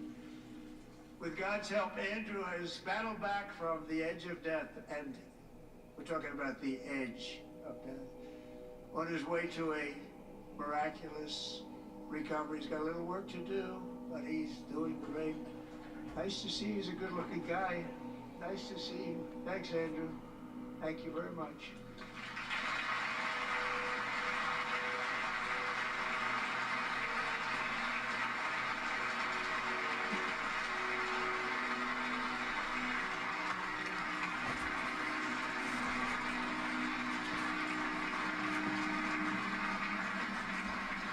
So, Andrew, while you're up, now I'm going to ask a highly respected General James Seward to present Staff Sergeant Andrew Wolf and the great family of Sarah Beckstrom with the award created by our late great President George Washington himself. It's called the Purple Heart.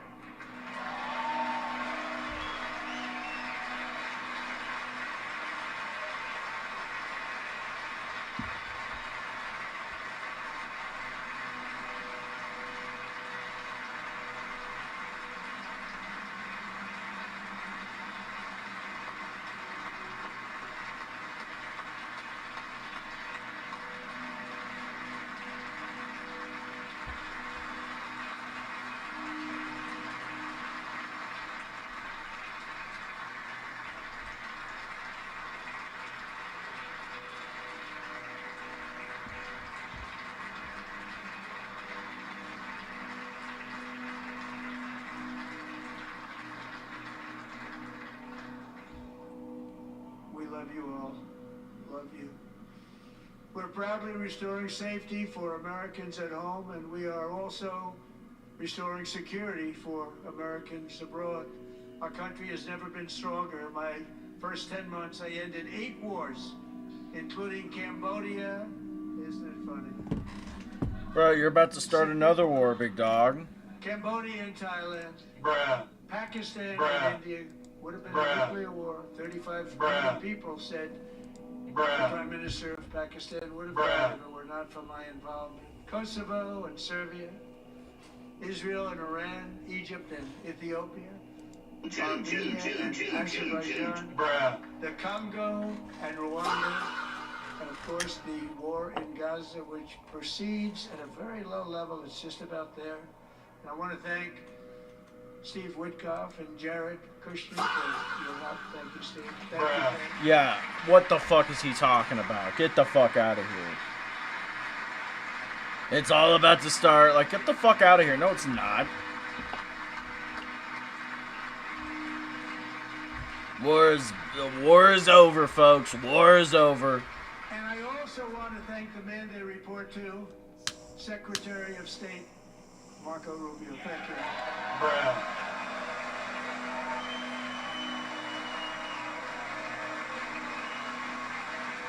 Good choice with the Sith ambience track. Yes, I did Palpatine earlier. Let's do Korriban. People don't like you.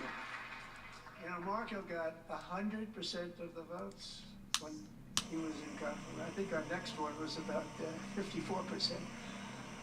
And some of the Democrats are now saying, I can't believe we approved that guy. And he said it's an honor that they feel that way, right, Marco? You have done a great job, great Secretary of State. I think he'll go down as the best ever. Bruh.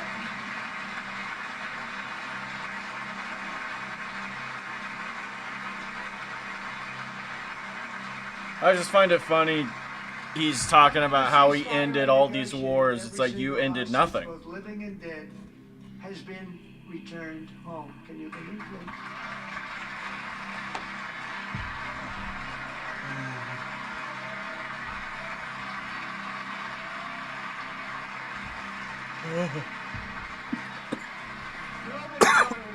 Big dabs, big dabs. Nobody thought that was possible. Bruh. Both living and dead, and those parents who had a dead son, their boy, they'd always told me their boy, they wanted him as much as though he were living. It was amazing. We came back, and when we got all of the living hostages back, and many, many before that. Fuck, chat, good lord. But we got many, many more, hundreds. I said those last 20 are going to be tough. We got them back, but we only got back 14 or 15 of the dead of the 28. And believe it or not, Hamas worked along with Israel, and they dug and they dug and they dug. It's a tough thing to do, going through bodies all over, passing up 100 bodies sometimes for each one that they found. Tough job. And they finally got it back to 27. And then Steve and Jared, they got it back to 28. They found all 28. Nobody thought that was possible, but we did it. And I remember the family of the 28th. They were so grieved, but they were so happy as it's possible. I had a cough, chat, sorry. Bruh. What a period of time that was, but we got them all back. So thank you both very much. Thank you.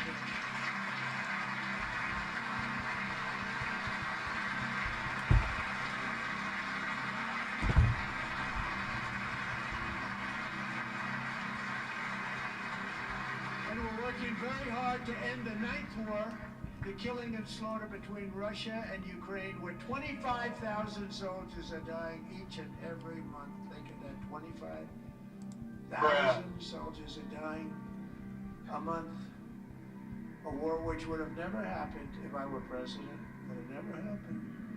As president, I will make peace wherever I can, but I will never hesitate to confront threats to America wherever we must.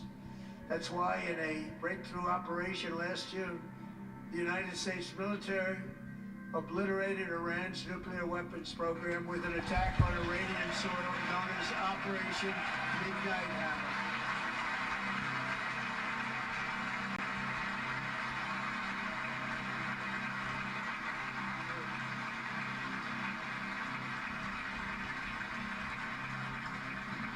For decades, it had been the policy of the United States never to allow Iran to obtain a nuclear weapon.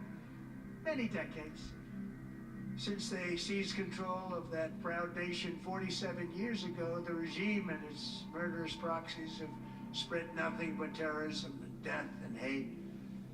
They've killed and maimed thousands of American service members and hundreds of thousands and even millions of people with what's called roadside bombs. They were the kings of the roadside bomb.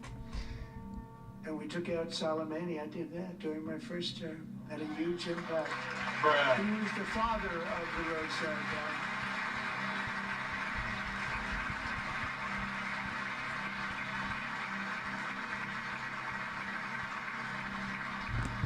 And just over the last couple of months with the protests, they've killed at least, it looks like 32,000 protests. 32,000 protesters in their own country. They shot them and hung them. We stopped them from hanging a lot of them with the threat of serious violence. But this is some terrible people. They've already developed missiles that can threaten Europe and our bases overseas, and they're working to build missiles that will soon reach the United States of America. After Midnight Hammer, they were warned to make no future attempts to rebuild their weapons program, and in particular, nuclear weapons, yet they continue starting it all over. We wiped it out and they want to start all over again, and are at this moment again pursuing their sinister ambitions. We are in negotiations with them. They want to make a deal, but we haven't heard those secret words. We will never have a nuclear weapon. My preference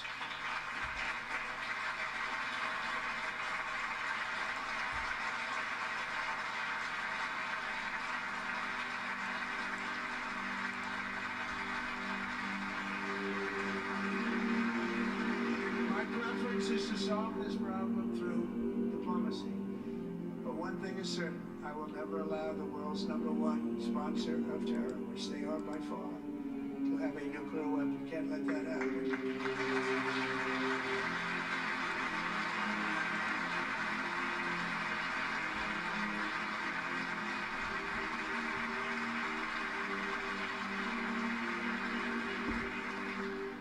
Nation should ever doubt America's resolve.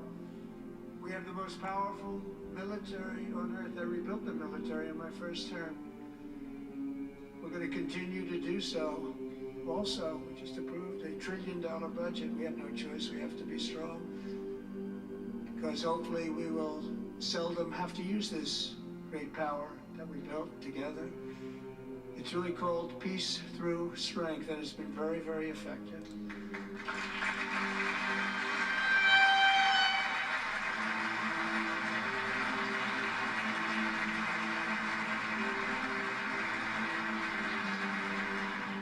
Thanks to Republican in Congress, we're investing that record number of dollars, have no choice, in the United States Armed Forces. Also creating a lot of jobs, but we're not even doing it for that reason. Because as I said, we have more jobs, more people working today than ever before in the history of our country. And NATO countries are friends and allies. They are. They're our friends and they're our allies. Have just agreed at my very strong request to pay 5% of GDP for military defense rather than the 2%, which they weren't paying. We were paying for almost all of that. Now they're paying 5 as opposed to not paying. Bruh.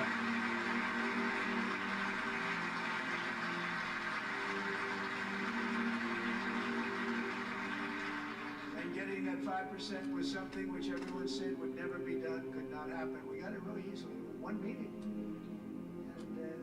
Difference between 2% that's not paid. We were paying, afraid of many of them, very few were paid up. Now 5% then they're paid. And everything we send over to Ukraine is sent through NATO, and they pay us in full. They pay us totally in full. Every branch of our armed forces is setting records for recruitment. This is so exciting. And every service member is... Bruh.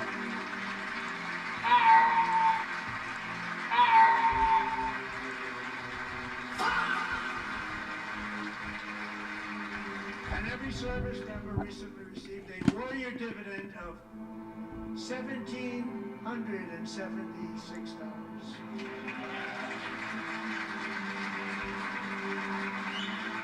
Bruh. You know, they put it on my desk. We got the money from tariffs and other things. A lot of money. We Bruh. have much more money than people understand. After we build that program, we're going to fit, but it won't take long. Bruh. We got the money, and it was $1,775, and they wanted my approval.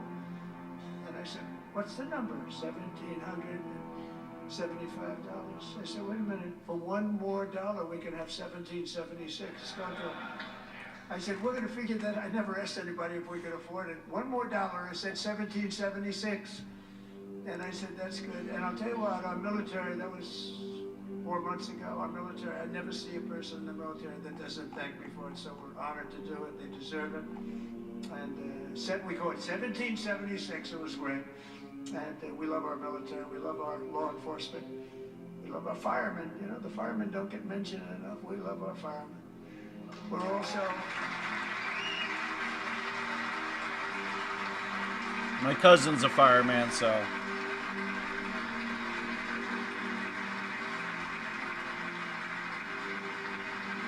Bruh. We're also restoring American security and dominance in the Western Not that Hemisphere, cousin, a acting different to cousin. secure our national interests and defend our country from violence, drugs, terrorism, and foreign interference for years. Large swaths of territory in our region, including large parts of Mexico, really large parts of Mexico, have been controlled by murderous drug cartels. That's why I designated these cartels as foreign terrorist organizations, and I declared illicit fentanyl as a weapon of mass destruction. Bruh.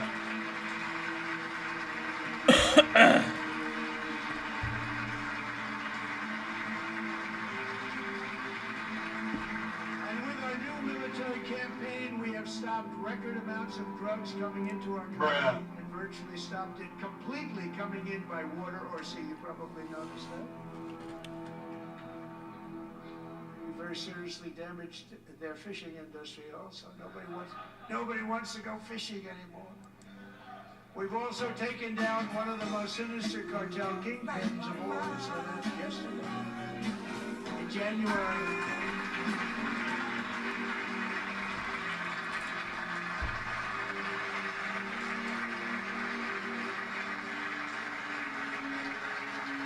He is deadass gonna go for 2 hours. in January, elite American warriors carried out one of the most complex, spectacular feats of military competence and power in world history. No one's seen anything like it. Foreign leaders, I won't tell you who called me, and they said, very impressive.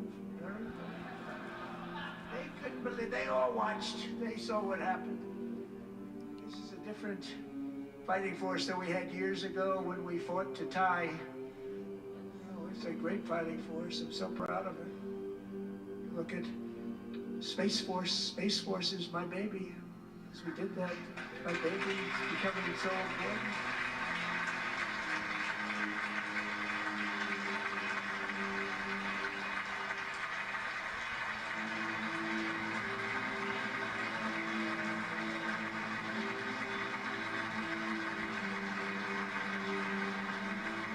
And America's armed forces overwhelmed all defenses and not only defeated an enemy, but fighters. To end the reign of outlaw dictator Nicolas Maduro and bring him to face American justice. Bruh.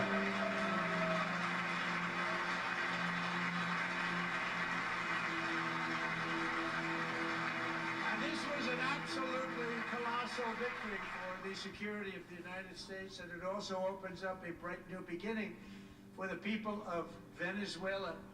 We're working closely with the new president of Venezuela, Delcy Rodriguez, to unleash extraordinary economic gains for both of our countries and to bring new hope to those who have suffered so terribly.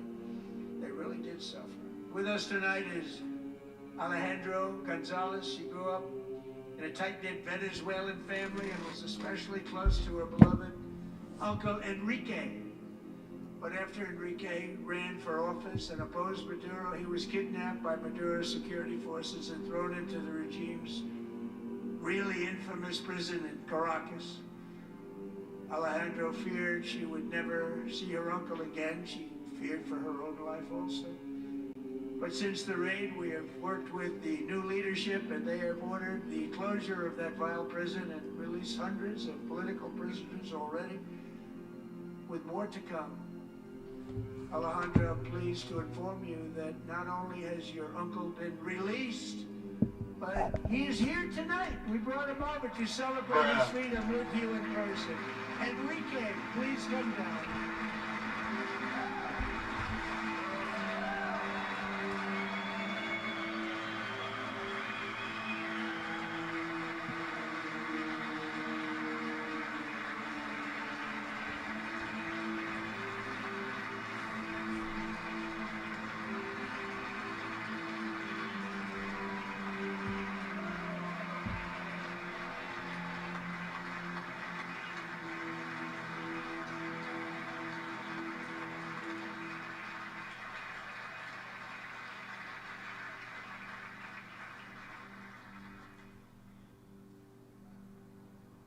Thank you, Enrique. Have a good time.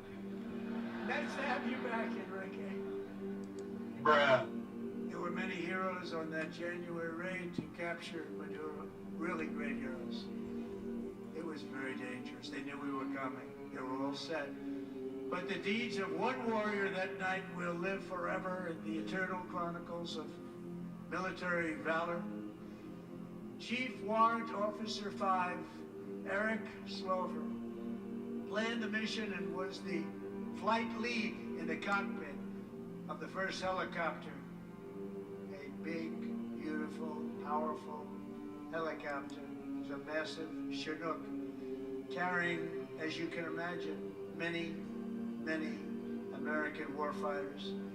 Wearing the dog tags, his wife Amy had blessed with holy water before he left. She knew it was going to be a rough one. Bruh. Eric steered the Chinook under the cover of night and descended swiftly upon Maduro's heavily protected military fortress. This was a major military installation, protected by thousands of soldiers and guarded by Russian and Chinese military technology. How did that work out? Not too bad. While preparing to land, enemy machine guns fired from every angle, and Eric was hit very badly in the leg and hip, one bullet after another. He absorbed 4 agonizing shots, shredding his leg into numerous pieces. I guess he didn't technically say transgender. The use of his legs was vital to successful helicopter flight. Legs are the most important. 6% for Sleepy Joe. That was an unfortunate not The lock. many commandos who would capture and detain Maduro was the only thing Eric was thinking about. Then, even as he was gushing blood, which was flowing back down the aisle, the helicopter lands at a steep angle. The machine gun stood right in front of him. Right in front of him, 2 machine gunners escaped the wrath of the previous planes. Eric maneuvered his helicopter with all of those lives and souls to face the enemy and let his gunners eliminate the threat. Turned the helicopter around so the gunners could take care of business, saving the lives of his fellow warriors from what could have been a catastrophic crash deep in enemy territory. Only And after it's safely called for a landing the helicopter touchdown. with all the warriors aboard Bruh. in the exact right spot, which was vital to the mission.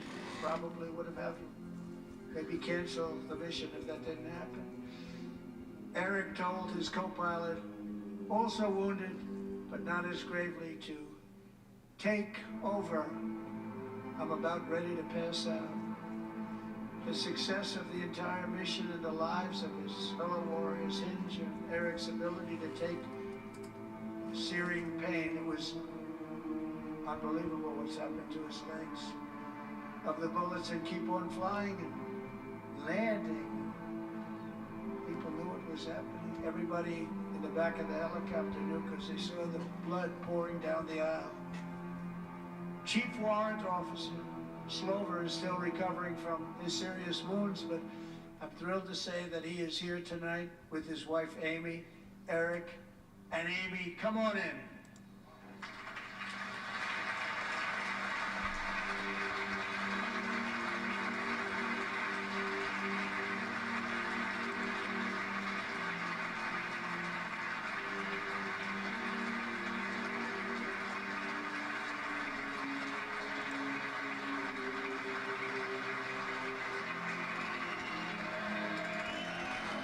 Shut up, back.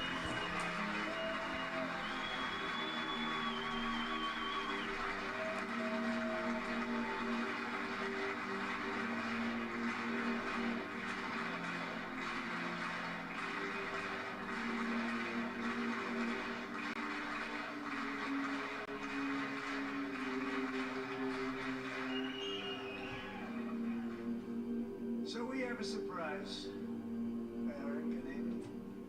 In recognition of Eric's actions above and beyond the call of duty. Oh, he said Call of Duty! Jonathan Braga to present Chief Warrant Officer Slover with our nation's highest military award, the Congressional Medal of Honor.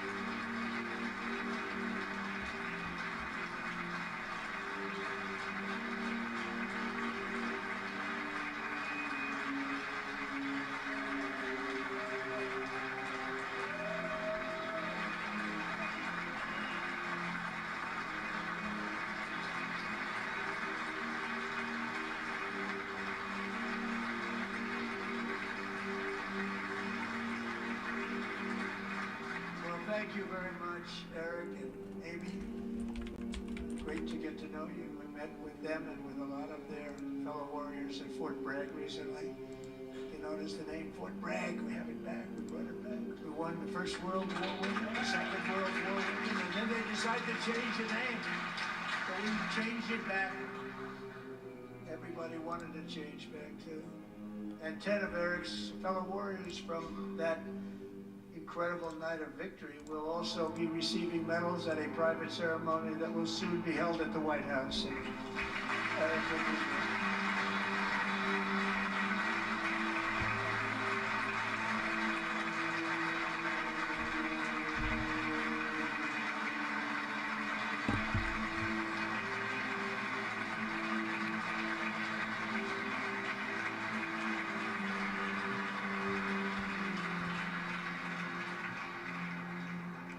Bruh. That's a big one.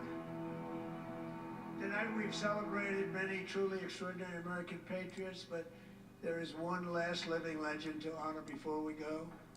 He is one more heroic American aviator, Navy fighter pilot. Royce Williams served in World War II, Korea, Vietnam, flying more than 220 missions. In the skies over Korea in 1952, Royce was in the dogfight of a lifetime, legendary dogfight. Flying through blizzard conditions, his squadron was ambushed by 7 Soviet fighter planes.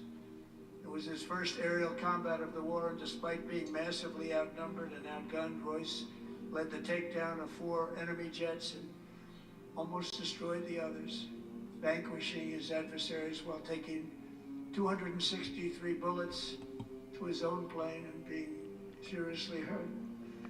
His story was secret for over 50 years. He didn't even want to tell his wife, but the legend grew and grew.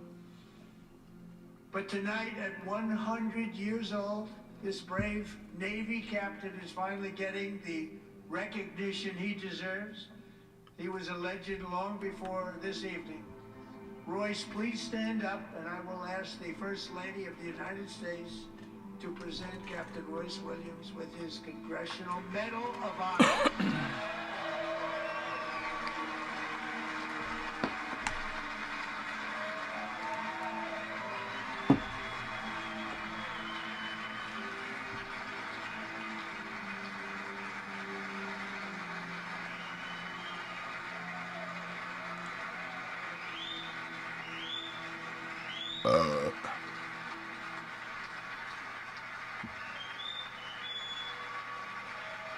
I think he's gone for a solid 2 hours now. I think he's right like an hour 50, something like that. It's kind of crazy. Half of it's been him just shouting out people. The other half is just lying about shit.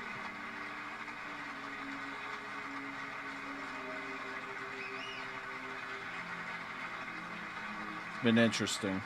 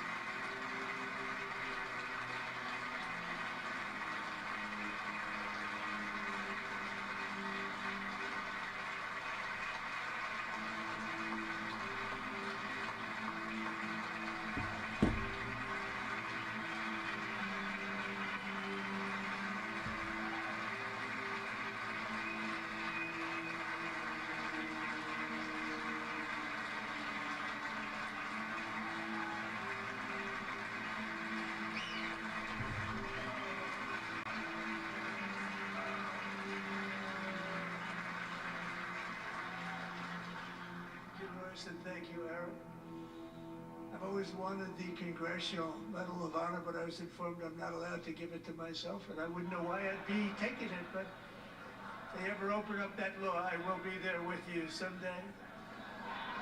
But you know, that's our highest honor, Congressional Medal of Honor, and that's a big thing, and it's an honor to be in the same room with you. Thank you both very much, Eric. Thank you. Thank you.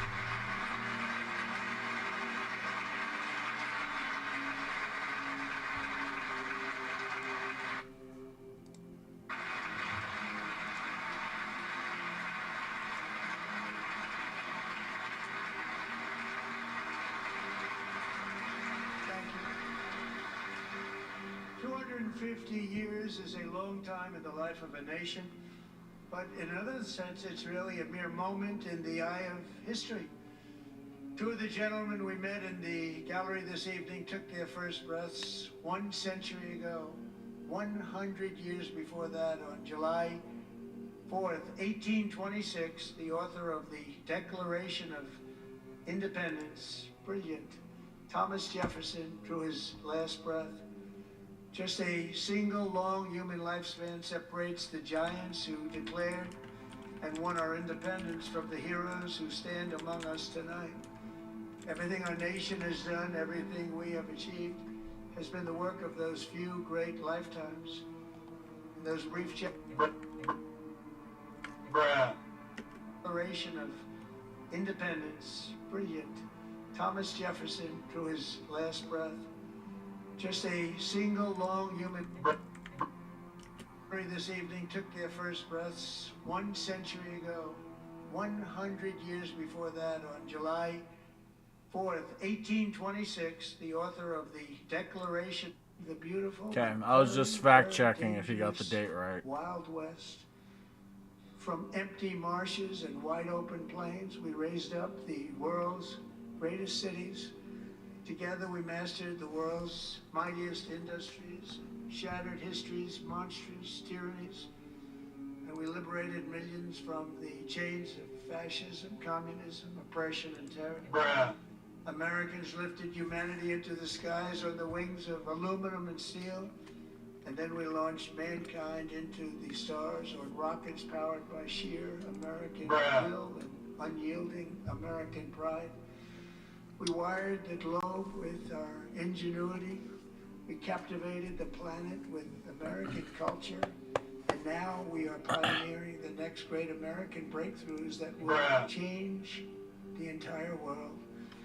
All of this and so much more is the enduring legacy, unmatched glory of the hardworking patriots who built and defended this country and who still carry the hopes and freedoms on all of humanity's backs. For years they were forgotten, betrayed, and cast aside. But that great betrayal is over, and they will never be forgotten again. Because when the world needs courage, daring, vision, and inspiration, it is still turning to America. And when God needs a nation to work his miracles, he knows exactly who to ask. There is no challenge Americans cannot overcome, no frontier too vast for us to conquer, no dream too bold for us to chase, no horizon too distant for us to claim. For our destiny is written by the hand of providence, and these first 250 years were just the beginning. From the rugged border towns of Texas to the heartland villages of Michigan, from the sun-kissed shores of Florida to the endless fields of the Dakotas, and from the historic streets of Philadelphia to right here in our nation's capital, Washington, D.C., the golden age of America is upon us. The revolution that began in 1776 has not ended. It still continues because the flame of liberty and independence still burns in the heart of every American patriot. And our future will be bigger, better, brighter, bolder, and more glorious than ever before. Thank you, God bless you, and God bless America. If you've been watching the President's State of the Union address, you have just witnessed history, because for the first time since they've been keeping logs of this, President Trump's speech is the longest in history to a joint address to Congress. That's An hour and insane. 47 minutes, almost an hour and 48 minutes. That's Again, insane. The longest in history since we've been keeping track of these speeches. As reporters start to write the headlines and write articles about this, I mean, that is what a narcissist would do, though, folks. and the visuals then about the actual diplomacy and or policies that were talked about in this speech. Some of the big moments, Team USA hockey coming in very early in this speech. The president asking everyone for a standing.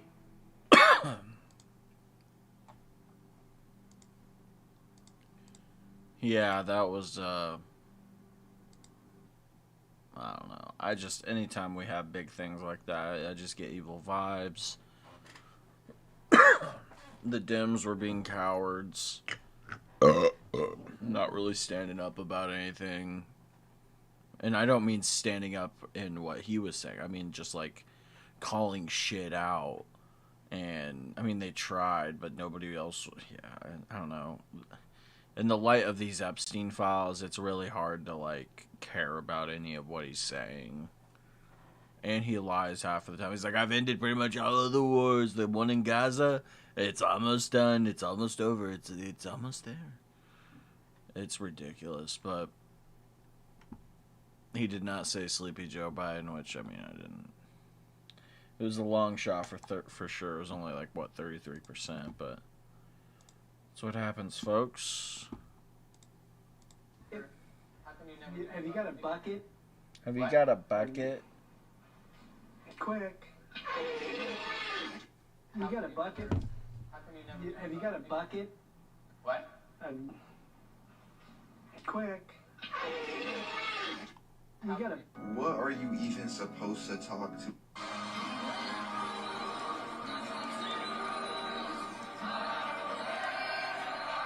That's how I felt. That's real shit.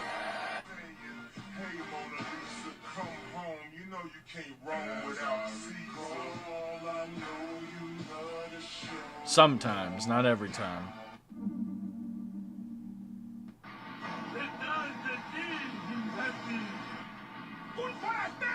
Oh, why don't you take naps? I don't take naps, man. I don't take naps. What the fuck are you looking for? There's no pot of gold down there. Adjusting the seat, really? That's been your fucking problem the whole time. The seat height.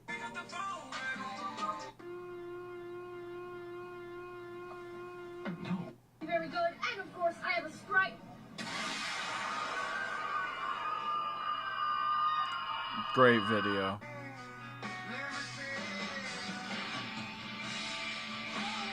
Your father, that's why. So what? He yapped, yeah, an hour and 47 minutes is insane. It was insane. He didn't mention Sleepy Joe Biden. It's unfortunate. Sorry.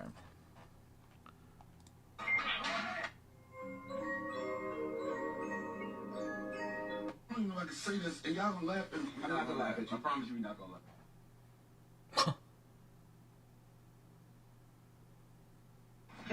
Throw it all away. Place it off.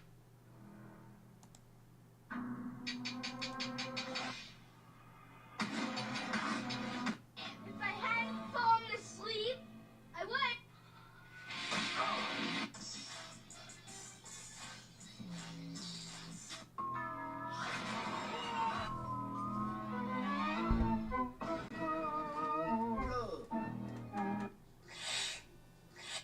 They just came out with this new study that compared people that drink Diet Coke versus people that drink Coke Zero.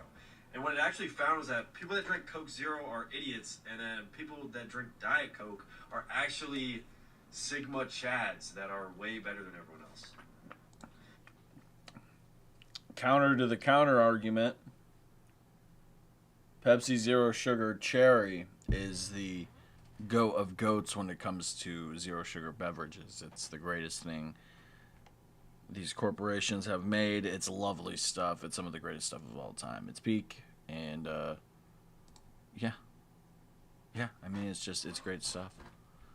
There's no ifs, ands, or buts about it, folks. As we end into the almost third hour of the evening, we're gonna end it with some gaming. We're gonna play some Warzone just because why not? Warzone's always a horrible time, and we need to torture ourselves because that's just what needs to be done within society.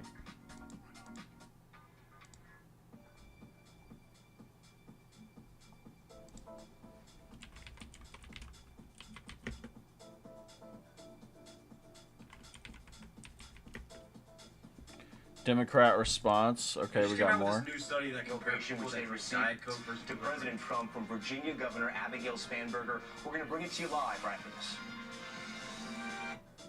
Shively, who is live. What do you mean, the bar? Florida.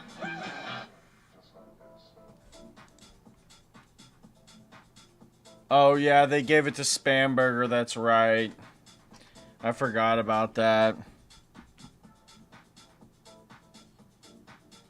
Yeah, we'll tune into that before we game. I doubt she'll go for too long, but yeah, we'll tune into that for sure. We gotta see what the cowardly Democratic Party or Democratic representatives have to say, because they all suck. I mean, AOC she does what she can do, but it's just not. It's not it, folks. Chat, how are we feeling about the soundboard?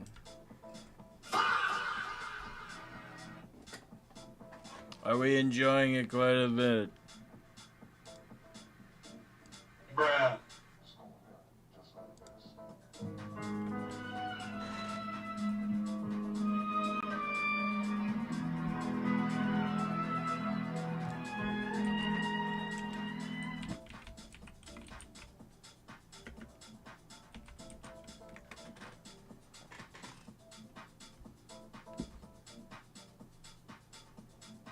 Oh. Yeah, Abigail Spanberger, you know what she is? It's fine. I'm not anti-Semitic. But I would assume she's pro-Zionist, so. Bruh.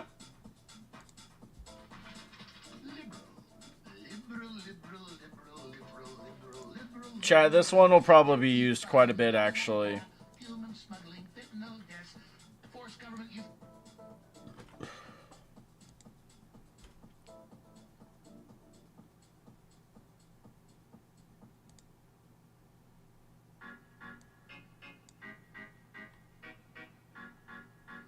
Chat, this song is just...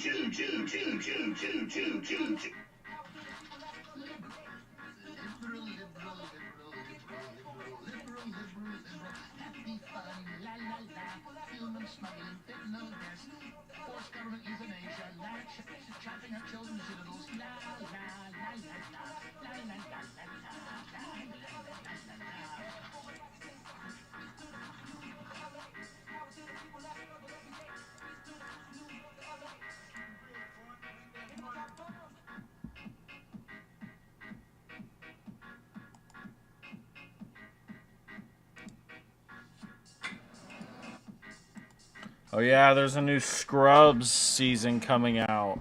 That's Wednesday? That's tomorrow? Chat, should I react to that? Chat, should I react to the new Scrubs?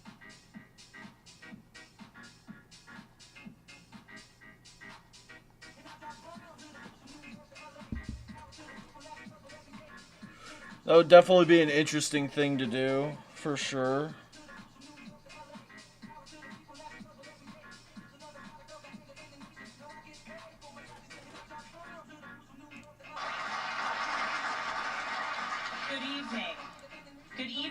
Welcome to historic Williamsburg.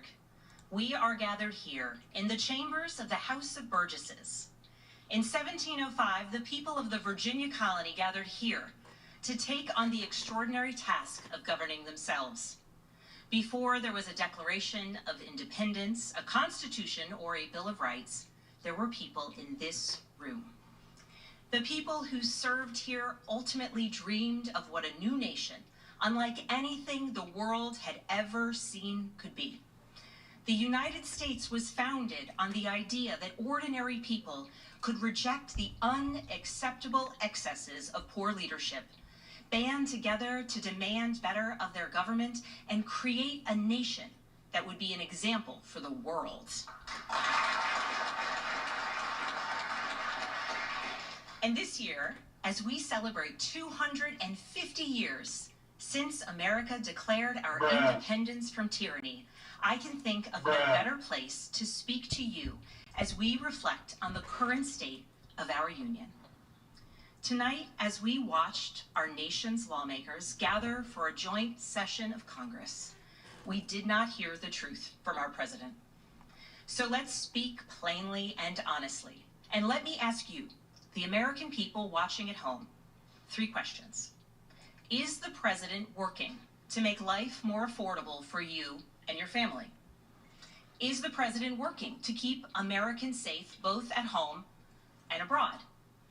Is the president working for you? As I campaigned for governor last year, I traveled to every corner of Virginia, and I heard the same pressing concern everywhere. Costs are too high in housing, healthcare, energy, and childcare.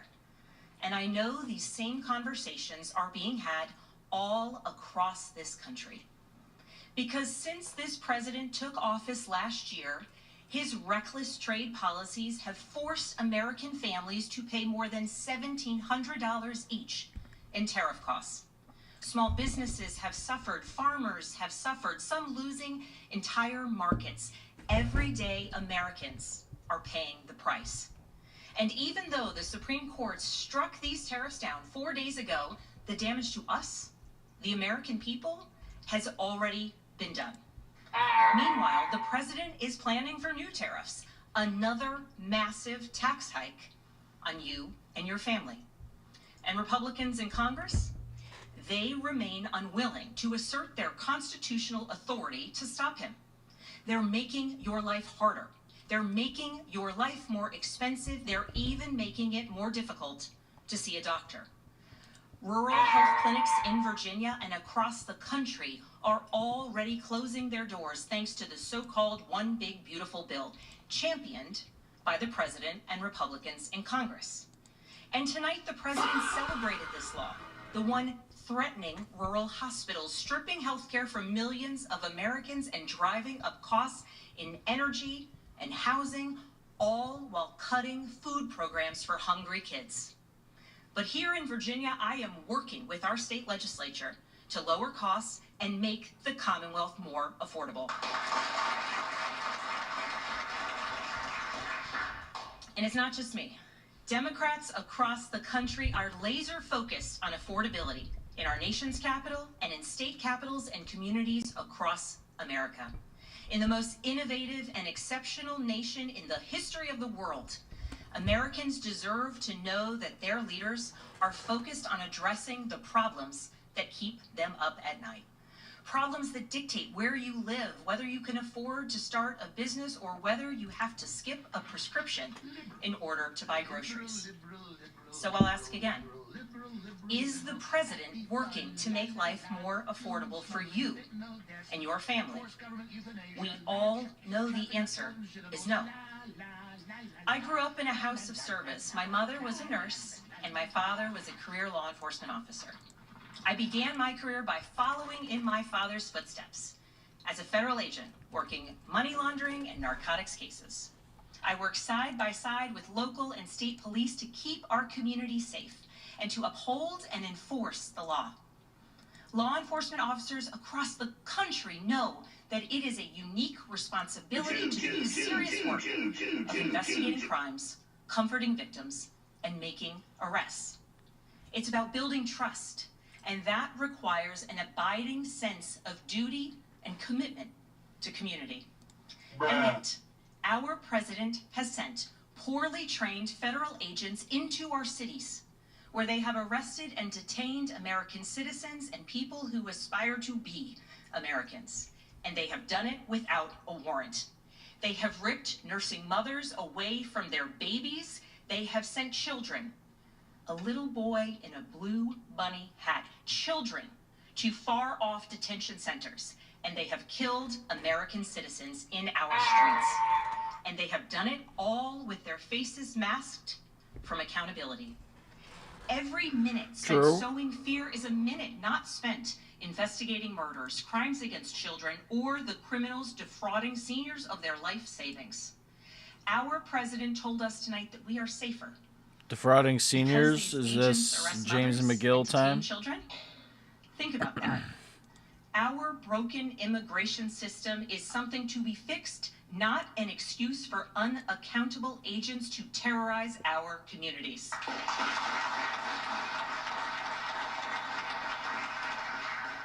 After working in law enforcement, I continued my career of service as a CIA officer, working undercover to protect the United States and our allies from global threats, terrorism, nuclear weapons, and the aggression of adversarial nations around the globe. But as the president spoke of his perceived successes tonight, he continues to cede economic power and technological strength to Russia, bow down to China, bow down to a Russian dictator, and make plans for war with Iran. Here's the truth. Over the last year, through DOGE, mass firings, and the appointment of deeply unserious people to our nation's most serious positions, our president has endangered the long and storied history of the United States of America being a force for good. So I'll ask again, is the president working to keep Americans safe, both at home and abroad? We all know the answer is no. In his speech tonight, the president did what he always does. He lied, he scapegoated, and he distracted. And he offered no real solutions to our nation's pressing challenges, so many of which he is actively making worse. He tries to divide us. He tries to enrage us, to pit us against one another, neighbor against neighbor. And sometimes he succeeds. And so you have to ask, who benefits from his rhetoric, his policies, his actions, the short list of laws he's pushed through this Republican Congress? Somebody must be benefiting. He's enriching himself, his family. I'm giving them too much credit. I think the New Republic makes a lot more sense. They are not rebels.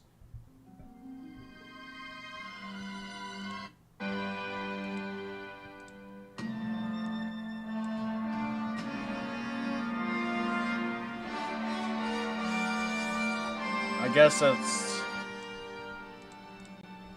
His friends, the scale of the corruption is unprecedented. There's the cover-up of the Epstein files, the crypto scams, cozying up to foreign princes for airplanes and billionaires for ballrooms, putting his name and face on buildings all over our nation's capital. This is not what our founders envisioned, not by a long shot. At least somebody mentioned the Epstein files. Thank fuck. I mean, but that's not enough. It's not enough. Is the president working for you? We all know the answer is no. But here's the special thing about America. Happy fun, la la la, human smuggling, fentanyl deaths, forced government euthanasia, chopping up children's genitals, la la la la la la la la. On our 250th anniversary, we know better than any nation what is possible when ordinary citizens, like those who once dreamed right here in this room, reject the unacceptable and demand more of their government. We see it in the determination of students organizing school walkouts all across the country, whose voices are becoming so powerful that the governor of Texas seeks to silence them. We see it in the bravery of Americans in Minnesota standing up for their communities, from peacefully protesting in sub-zero temperatures to carpooling children to school so that their immigrant parents are not ripped away from them in the parking lot. As a mother of 3 school-aged daughters, I am inspired by their bravery, but I am sickened that it is necessary. And Americans across the country are taking action. They are going to the ballot box to reject this chaos. With their votes, they are writing a new story, a more hopeful story. In November, I won my election by 15 points.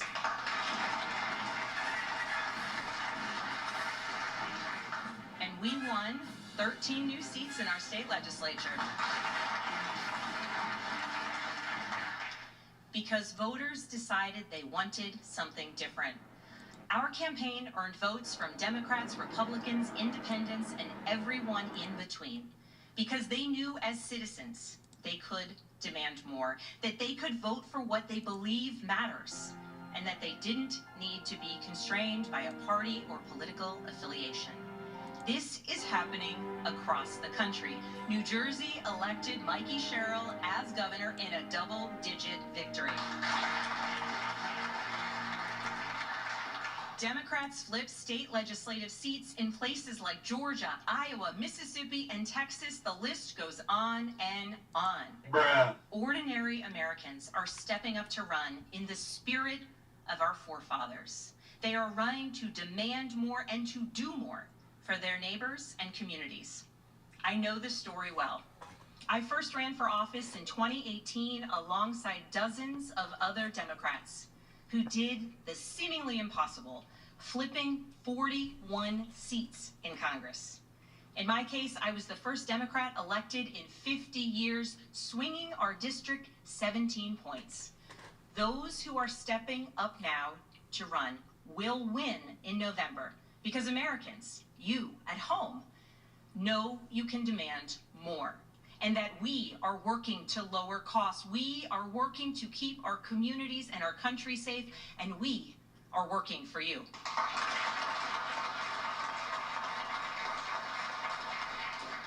In his farewell address, George Washington warned us about the possibility of, quote, cunning, ambitious, and unprincipled men rising to power. But he also encouraged us, all Americans, to unite in a common cause, to move this nation forward. That is our charge once more, and that is what we are seeing across the country. It is deeply American and patriotic to do so, and it is how we ensure that the state of our union remains strong, not just this year, but for the next 250 years as well, because we, the people, have the power to make change, the power to stand up for what is right, the power to demand more of our nation.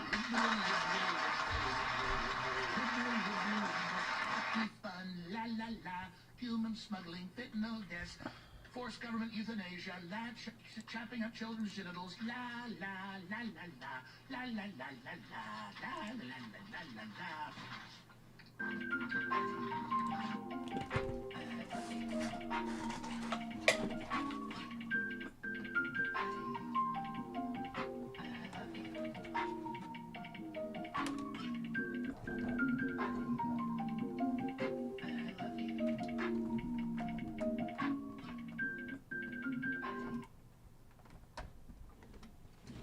Oh.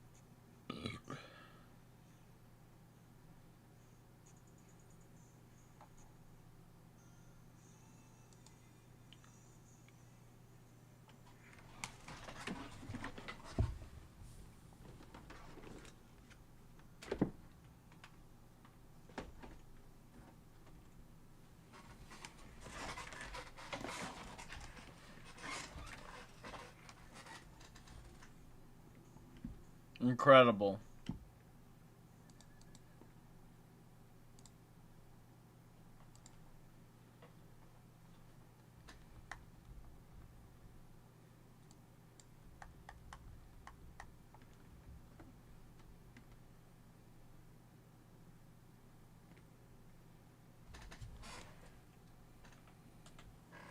Hold on, chat. I'm checking the PlayStation. There we go.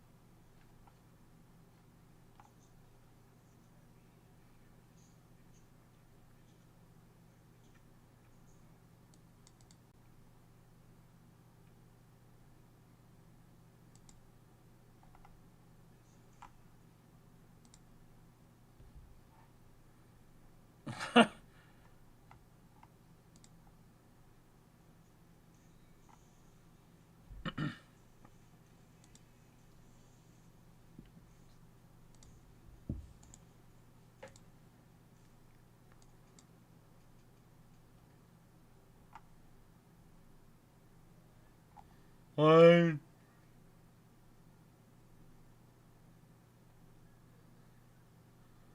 Three Bears. Fine.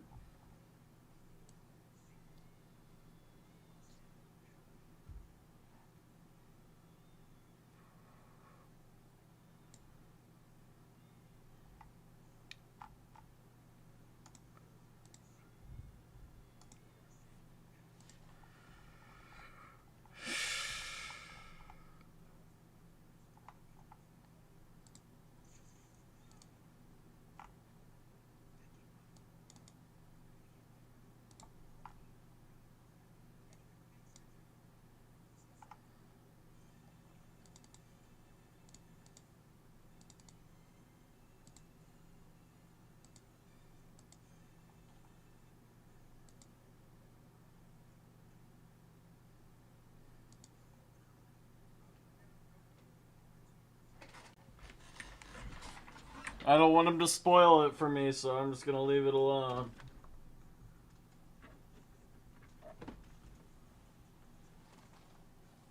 Alright, let's see if the Elgato wants to work. Good lord. What is going on here?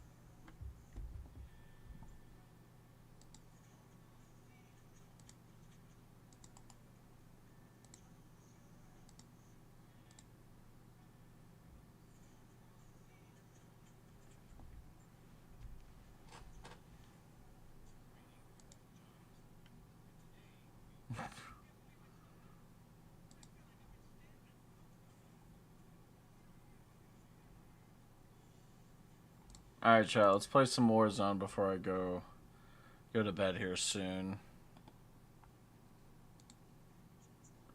Yeah, she did not talk for a long time.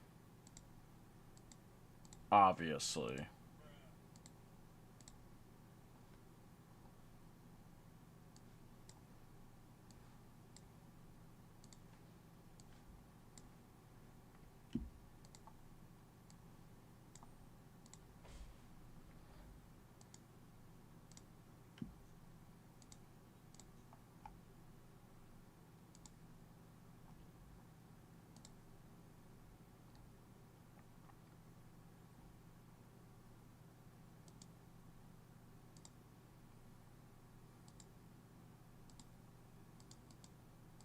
Get that Bulls bet off the screen. That shit is disgusting. That shit is disgusting. I can't believe.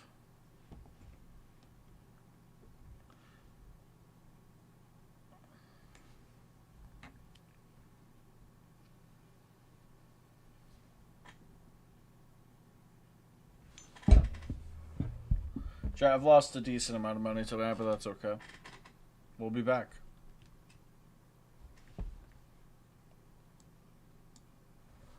Bulls bet flopped. Yeah, it did. I should have done the Celtics one on its own. I'm pretty sure they covered. Let me look. They did. I just thought the Bulls... I mean, they were looking good for a little bit. In the second half, they just fucking... As soon as the State of the Union started.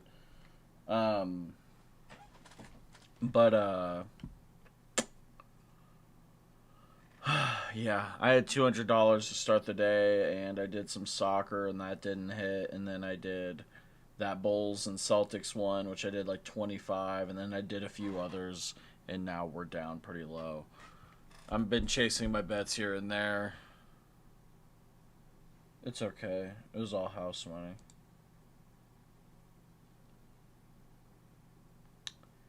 But also, I'm still devastated because that was a lot of money.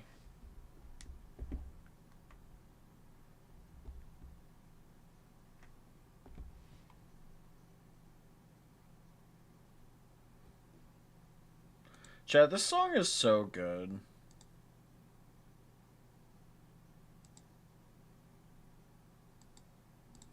And chat, I love my ticker down here, this thing. I love it. I don't give a shit. This shit's fire.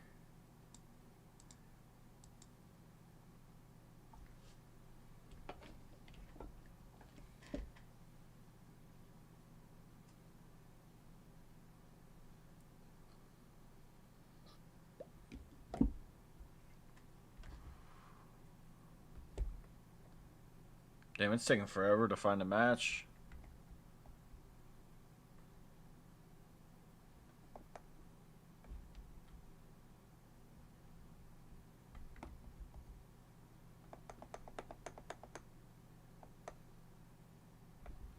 I don't think I have any weapons. Yeah, none.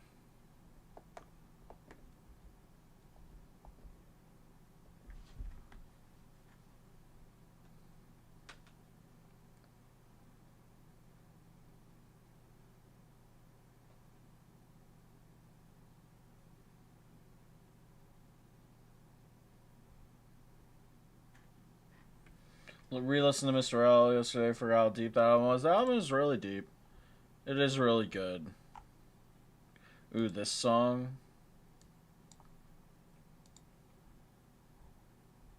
A mixture of 3 different songs. Still too much. But nah, Mr. Morale. I think my favorite song off of that album is either United in Grief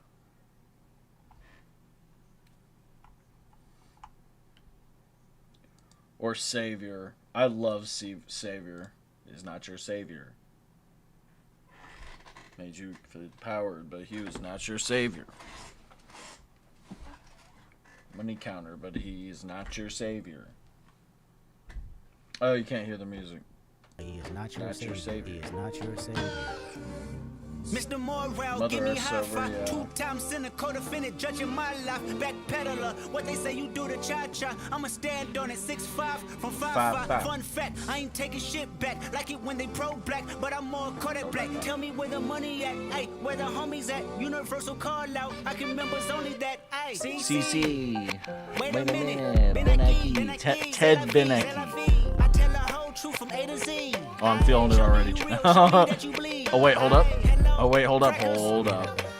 I seen niggas arguing about who's blacker. Even blacked out screens and called it solidarity. Meditating in silence makes you wanna tell on me. Bitch, are you happy for me? Millie, are you happy Chat, tomorrow I might do the for coworker me? stream. For me? Yeah, I'm out the way. Are you happy for me? Bitch, are you happy for Seth, me? will you be there for that? Are you happy for me? Smile on my face, but are you happy for me? Yeah, I'm out the way. Are you happy for me? Well, at least in the stream. Bite I they should tongues say. and rap lyrics, scared to be crucified about a song, but they won't admit it. Politically correct is how you keep an opinion. Niggas is tight-lipped, fuck who dare to be different. Seen a Christian say the vaccine mark of the beast. Then he caught COVID and prayed to Pfizer for relief. Then I caught COVID and started to question Kyrie. Will I stare? That could be a legit stream. That could be just too good of a stream. Then watch us in the street. One protest for you. 365 for me. Vladimir making nightmares. But that's how we all think. The collective conscious. Calamities on repeat. Bitch, are you happy for me? Millie, are you happy for me? Smile on my face, but are you happy for me? Yeah, I'm out the way. Are you happy for me? Bitch, are you happy for me? He's just better than me, chat. Are you happy for me? Smile He's just better than me. happy for me. Yeah, I'm out the way. Are you happy for me? Truth, it resides in the fire. The need of his dire, deceiving the lies I know. Somebody was already in here. Resides in the fire. The need of his dire, deceiving the lies I know. The cat is out the bag, I am not your savior. I find it just as difficult to love thy neighbors, especially when people got ambiguous favors, but their heart's not in it. See, everything's for the paper. The struggle for the right side of history. Independent thought, it's like an eternal enemy. Capitalist posing as compassionate be offending me. Yeah, suck my dick with authenticity. Yeah, Tupac dead, gotta think for yourself. Yeah, heroes looking for the villains to help. I never been sophisticated, same face.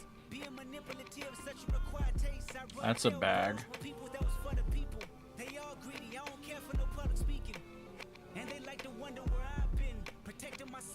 Is the shot hot or bot? We'll see. We'll see. I haven't gotten to a gunfight yet.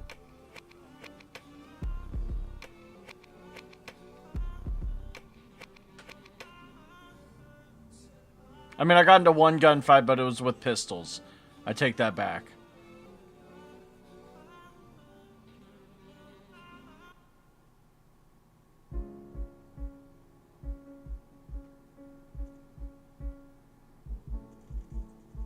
Shot might be hot.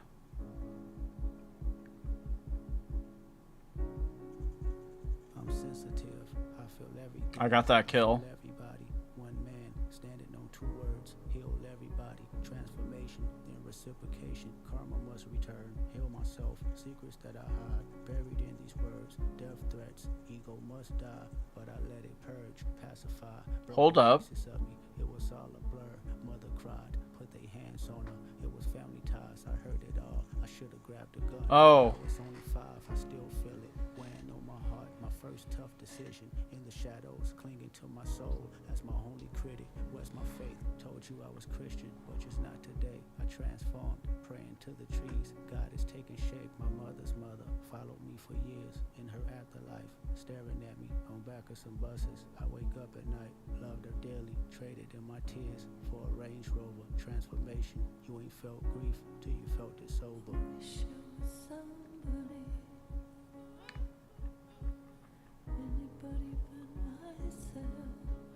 Oh, that's not a...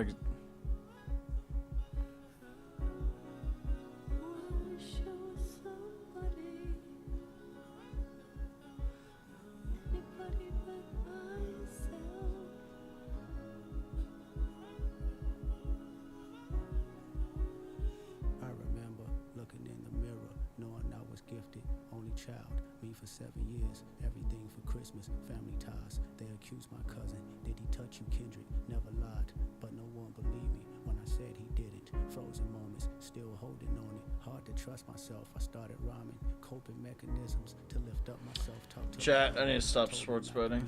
so hard on myself, he has an aura I hope to achieve. If I find some help, congratulations, made it to be famous. Still I feel uneasy, water watching, live my life in nature. Only thing relieves me, spirit guide, whisper in my ear, tell me that she sees me. Did he touch you? I said no again, still they didn't believe me. Mother's brother said he got revenge for my mother's face. Black and blue, the image of my queen that I can't erase. Till this day, can't look her in the eyes. Pain is taking over, blame myself. You never felt guilt till you felt it sober.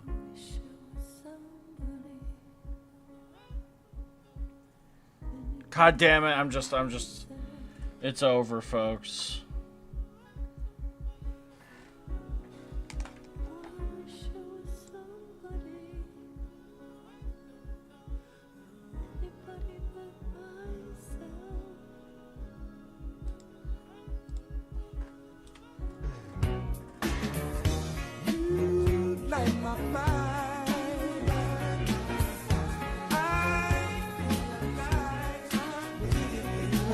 He took my guns.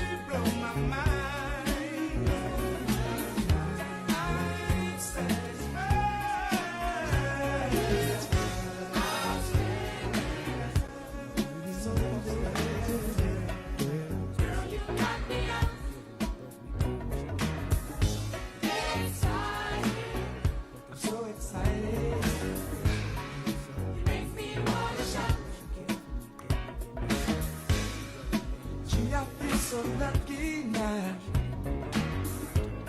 to have you all along, girl. I really love the way you love, girl. Forever I'll be yours, baby. Amplified as I write this song, I shiver cause I'm nervous. I was 5, questioning myself, long for many years. Nothing's wrong, just results on how them questions made me feel. I made it home. 7 years of tour, chasing manhood, but Whitney's gone. By the time you hear this song, she did all she could. All those women gave me superpowers. What I thought I lacked, I pray our children don't inherit me and feel inside track of conversation. separation not being addressed in black families, the devastation haunting generations and humanity. They raped our mothers, then they raped our sisters, then they made us watch, then made us rape each other. Psychotic torture between our lives, we ain't recovered, still living as victims in the public eyes. God damn it. Every other brother has been compromised. I know the secrets. Every other rapper sexually abused. I see them daily, burying they pain in chains and tattoos. So listen close before you start to pass judgment on how he move, learn how he cope. Whenever his uncle had to walk him from school, his anger grows deep in misogyny. This is post-traumatic. Black families and a side of me today is still active. So I set free myself from all the guilt that I thought I made. So I set free my mother, all the hurt that she titled shame. So I set free my cousin Chaotic for my mother's pain. I hope Hakeem made you proud, cause you ain't die in vain. So I set free the power of Whitney, may she heal us all. So I set free our children, make a karma, keep them with God. So I set free the hearts filled with hatred. There we go, Chad, there's something. As I set free all your abusers, this is transformation.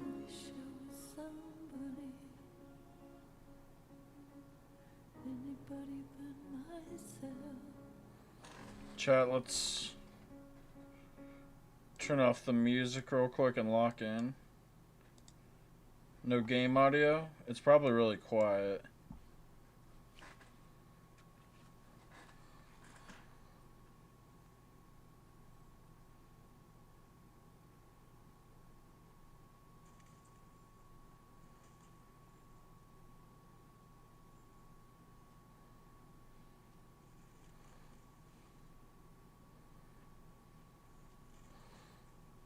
God fucking damn it, I'm just the Gooner for real. The Gooner for real is killing me.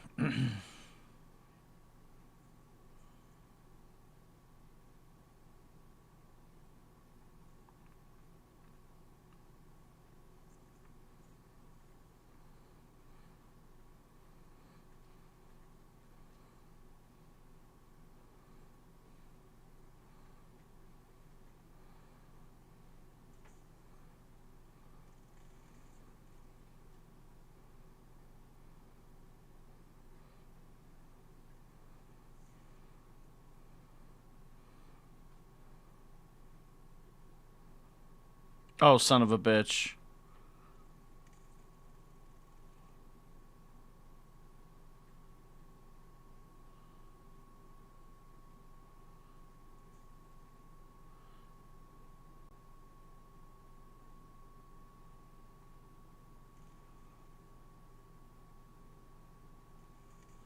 I broke his armor.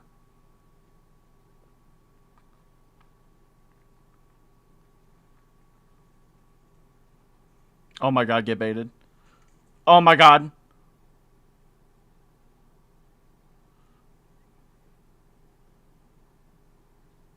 That was kind of an epic grenade.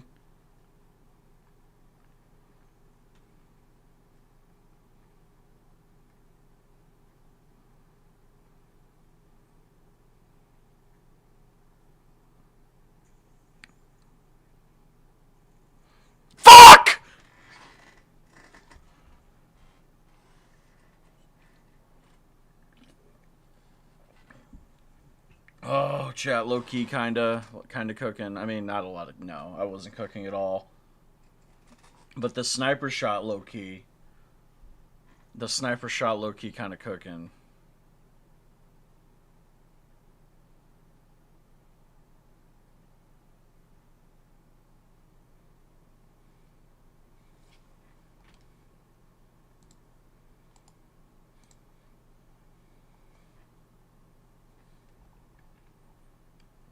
Chat, let's go to my top songs of 2021 and let's see what I was listening to.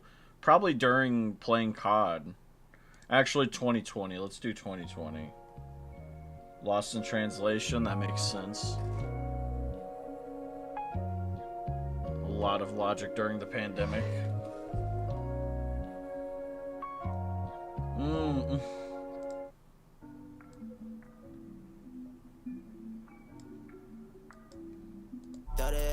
Some moves just how I planned out, yeah. Swear when I'm on, I ain't breaking no sweat. Hop on the jet, only wearing my sweats. Your girl break it down when she lay on my bed. Shooting my shot, that's the curry she wet. I don't be looking at no one like that. Nobody was here for that, unfortunate.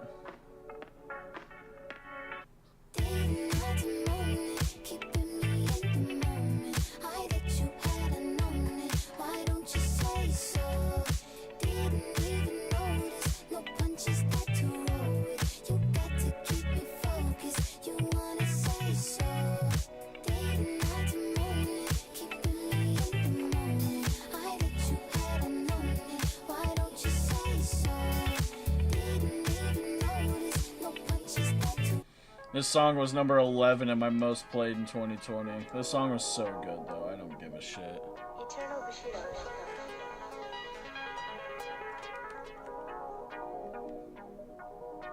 I don't know how it ends. I can't see it in the distance.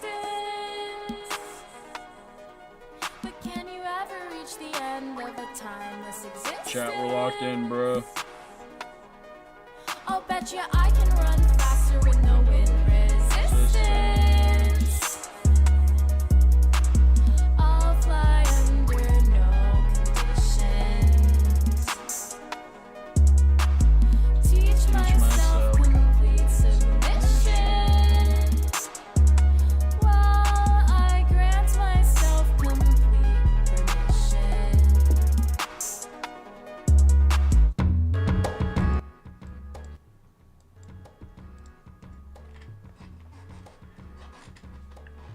I would assume game audio is probably pretty loud now.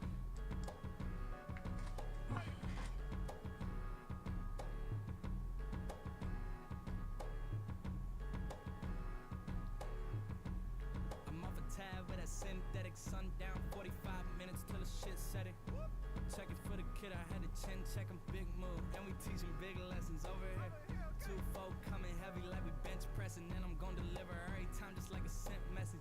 In the south, then I'm feeling like a pimp. You a simp, I don't feel bad for you, I ain't sympathetic.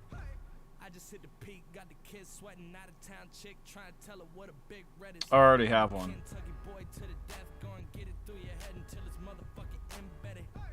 She said that I'm full of myself, go ahead and bust it open, I'ma show you what a big head is. Half of us ain't even got a whip, and we try and grip brain, first step is going get ready. Hit you with the words of wisdom. New Balance on me while I'm searching for sun. Try and touch me out in public cause they heard I'm the one. I peel off like my skin when it get burnt in the sun. Self-conscious face blush with ease. Levi's put a taper on my dungarees. But I'm still on the block when it's 103. And humid in the city, but I'm sitting comfortably. Yeah. That could have gone awfully, chat. Sundown, 45 minutes till the shit set it. Check it for the kid, I had a chin check him, big move. And we teaching big lessons. Fucking damn it. 2-4 coming heavy like we bench pressing. And I'm gonna deliver every time just like a sent message. In the south, then I'm feeling like a pimp. You a simp, I don't feel bad for you, I ain't sympathetic.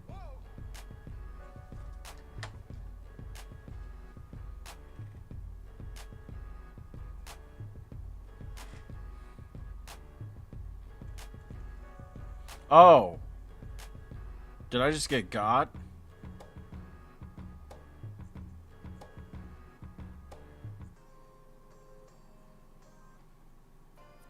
Round your city, round the clock. Everybody needs you. No, you can't make everybody equal.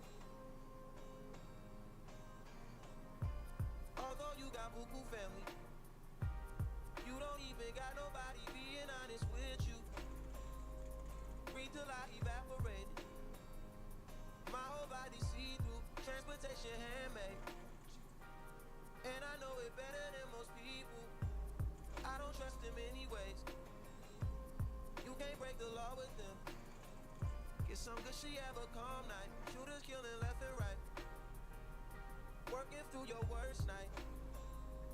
If I get my money right, you know I won't need you. And I tell you, I hope the sack is full of. He has one sniper bullet left, chat. Spend it when I get that. I ain't trying to keep you. Can't keep up a conversation. Can't nobody read you. Why your eyes well up? Did you call me from a seance? You were from my past life. Hope you're doing well, bro. I've been out here head first. Always like the head first. Signal coming in and out. Hope you're doing well, bro. I just need sniper ammo. Everybody needs you.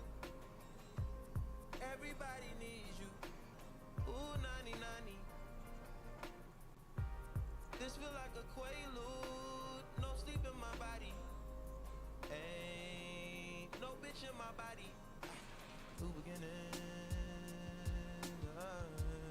new beginnings. Wake up high, the sun's going down. Time to start your day, bro. Can't keep being late on.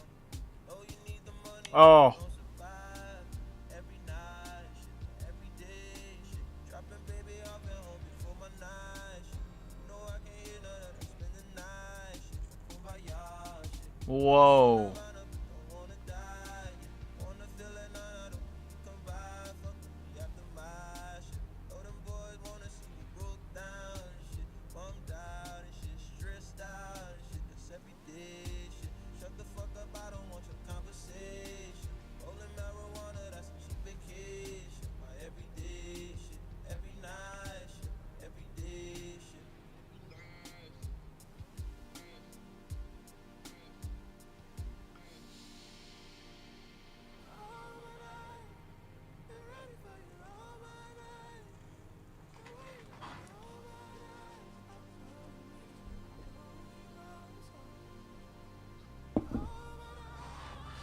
I know. I was kind of hoping it would come in that gunfight, or at least in that stair, because I know there's going to be a bunch of people. There's going to be a bunch of people right here, too.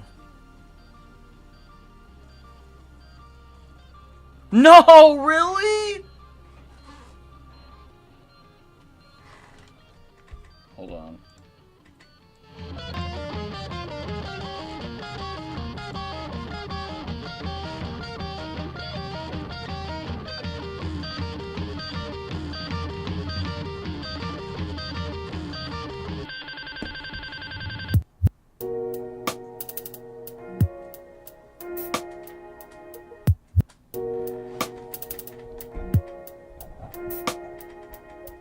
Every night fucks every day up.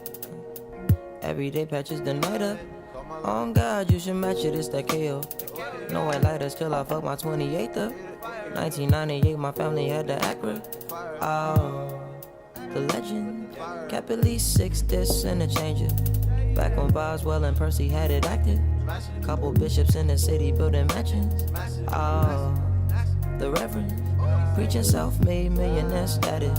When we could only eat at Shoney's on occasion. Yeah, that's exactly what I'm doing right now, as you could. You probably heard or could see me doing. With you when I didn't have a address. Fucking on you when I didn't own a mattress. Working on a way to make it out of 2020 had some bangers in here. I kind of forgot about this song. Holy shit. The song's alright. I'm a late bloomer, 3rd year on the scene. 20 racks don't feel like nothing to me. Came from the streets, it turned me to a beast. Invisible set diamonds hugging my piece. But me for a show, I need 80 at least. I want the smoke, ain't no keeping the peace. Keep me a razor when I'm in the east. Scattered. Open them up just like a surgery. Like Limitless was in there. Obviously Fly Low. Fly Low never ends. Fly Low is never gone. God, Fly Low just too good. Go crazy, don't say me, what maybe, just make some potion. I think this is also in my 2019 one as well. Black Balloons reprised from this album. There's Land of Honey.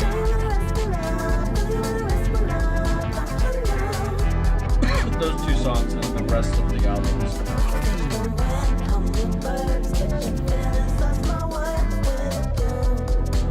This album is next level. I'm so happy I have it on vinyl.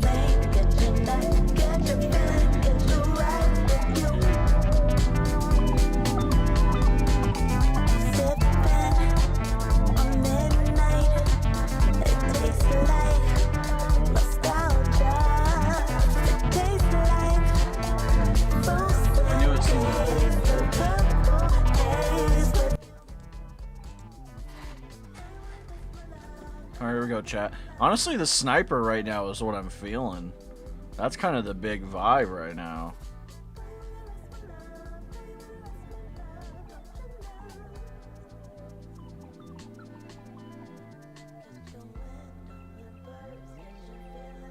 Oh, thank you. Wow, right off the bat. The weird looking sniper. I don't really want that one. I'll take that, though.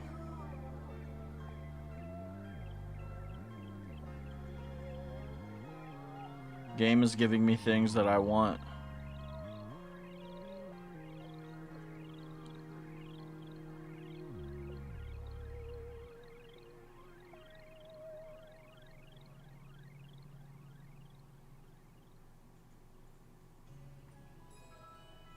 Oh, this song, Ink Blot. Too good.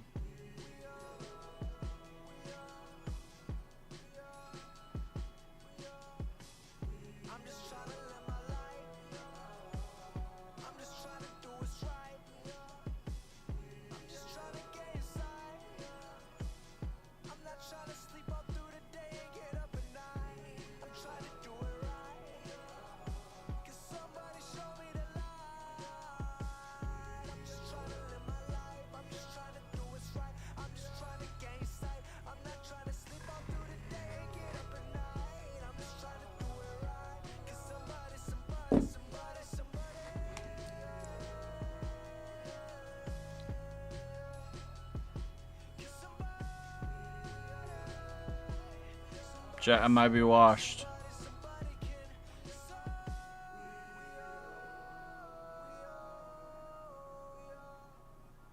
Let's do this shit. That was lit.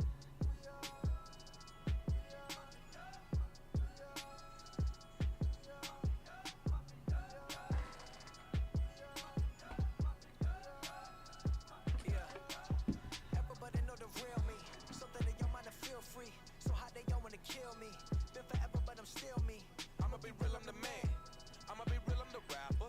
I'ma be real, I'm that motherfucker making millions and I ain't no trapper. Yeah, all of this shit a facade. All of this shit is a fallacy. I ain't me. I'm who you want me to be. Fuck that. Grip the 45 and buck back. I've been chillin' on the tuck back. I've been chillin' on the tuck. Yeah. I've been way back in the cut. Homie, I don't give a fuck. I'ma keep rapping about it. This shit that don't matter and making a buck. I'ma keep rapping about it. This shit that don't matter and making a buck. Listen up. I'ma keep rapping about it. This shit that don't matter and making a buck. Like what's up? Alright, let's do this shit. Let's get this motherfucking money, man. We ain't studying these old stupid ass bitches, these old stupid fake ass niggas out here, man. You know what I'm saying? Getting extorted and shit. You know what I'm saying? Fuck y'all niggas, man. Perpetrating ass, dumb ass motherfuckers, man. All on the gram, all on the Snapchat with the bullshit. Kill your motherfucking self, nigga. Kill your motherfucking self, nigga. And tell your bitch I said Slop on my knob. What is this? Oh my god.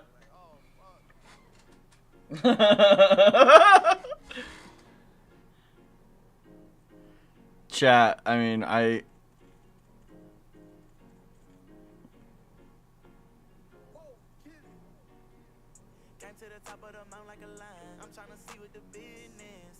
Are you fucking kidding me?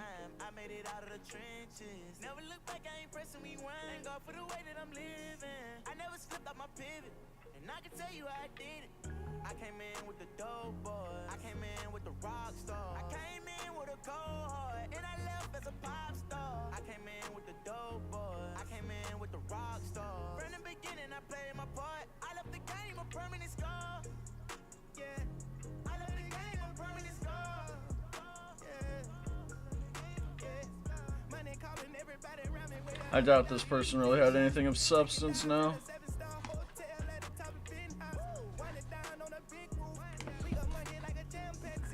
Alright, chat. I was fucking getting sucked up by three, nothing less than two. They was all teasing and they wouldn't do. For me, know the whole crew, cause they know we all players, no suits. I said the same, we not St. Laurent. Damn, respect your mind when you born blood. Riding the pins out with a Maybach on the pillar. I put Balenciaga on my boss's hands on the trigger. I came in with the dope boy. I came in with the rock star. I came in with a cold heart, and I left as a pop star. Well, that's unfortunate. I came in with the rock star. From the beginning, I played my part. I left the game a permanent scar. We like to call that bullshit, folks.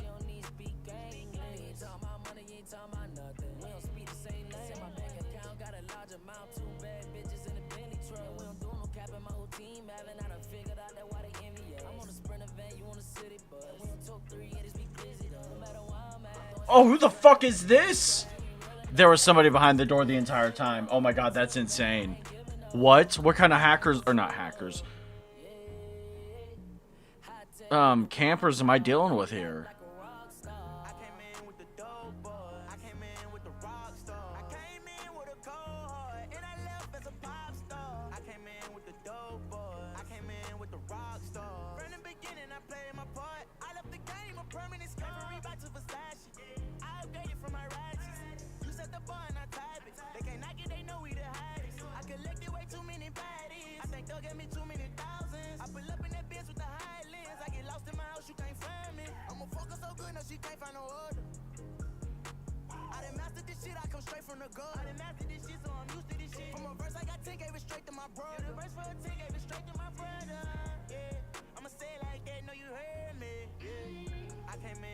I really don't want this gun. I'm just gonna take the green sniper.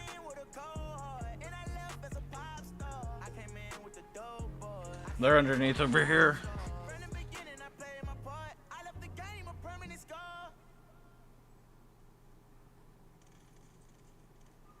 Incredible stuff.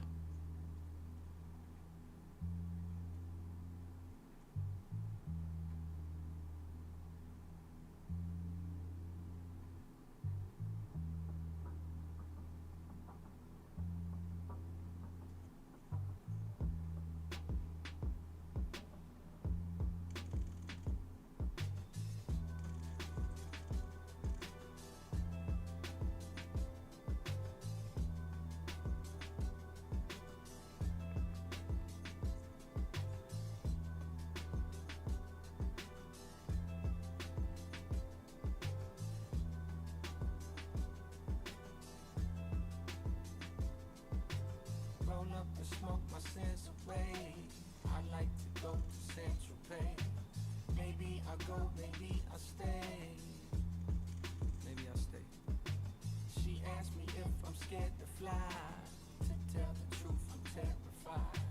I never been that high before. Very bad reason not to go. Terrible reason not to go. He's on his way, he's about to get paid. He's on his way to Hollywood.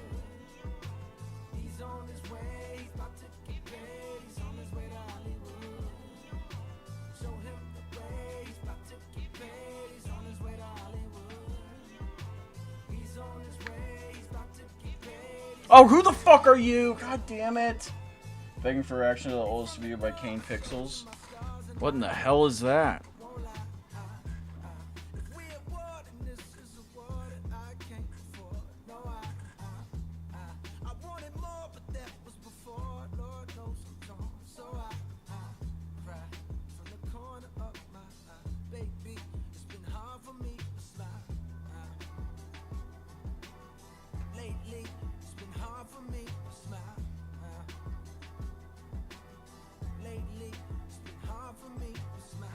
Here we go. Let's get the music.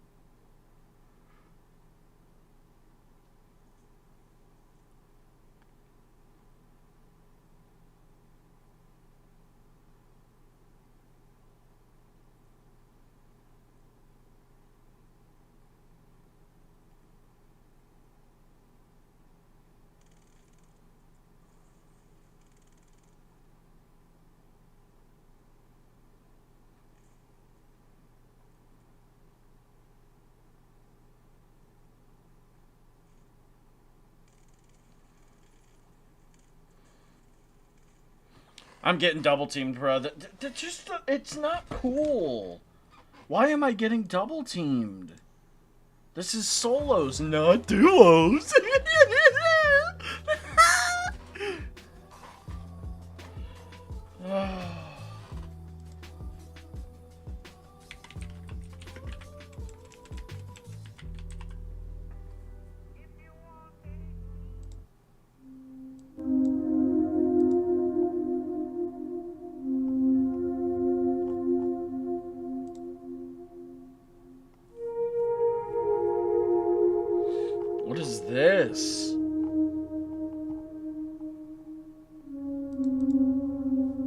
has nothing on the about.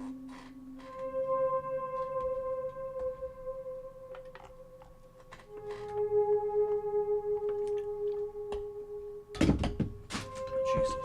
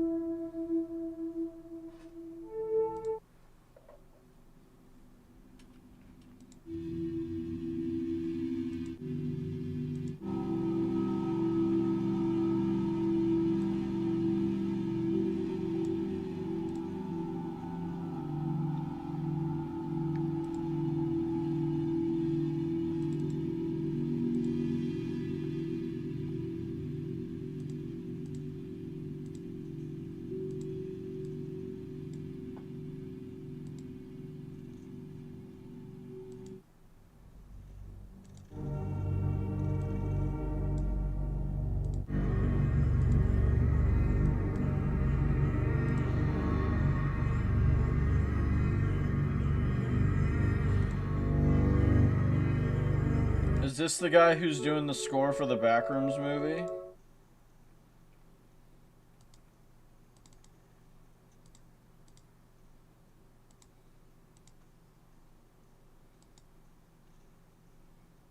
Oh.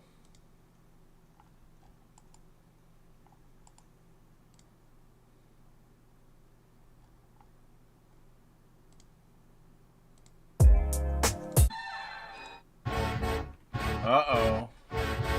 Suit and tie. I be on my suit and tie shit, tie shit, tie. I be on my suit and tie shit, tie shit. Can I show you a few things? A few things, a few things. Little baby, 'cause I be on my suit and tie shit, tie shit. Check it. I be on my suit and tie shit, tie shit. Let me show you a few things. Let me show you a few things. Wait a minute. You ready, JT? I can't wait till I get you on the floor, good looking. Hey, going hot, so hot, just like an oven. And I'll burn myself, I just had to touch it.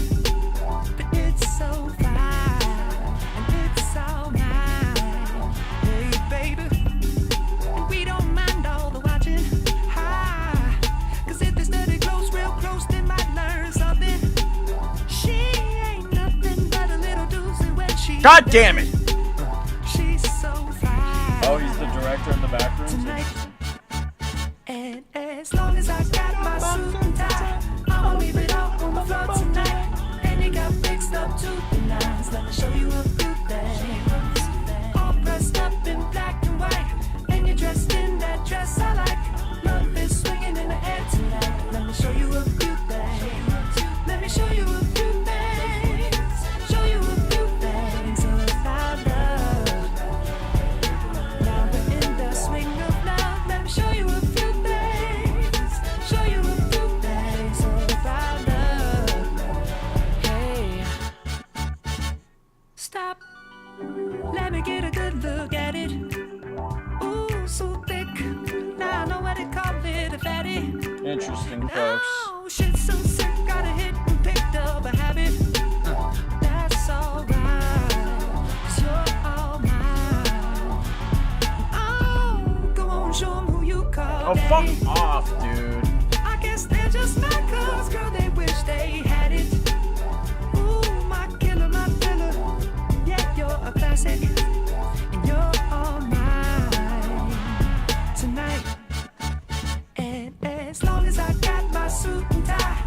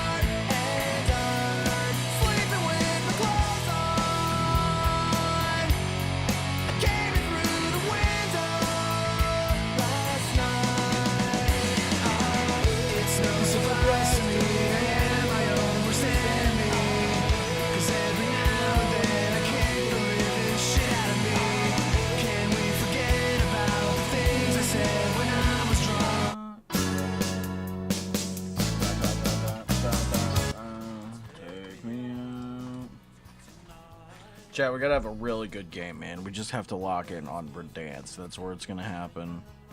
I think we go on the train. In your car.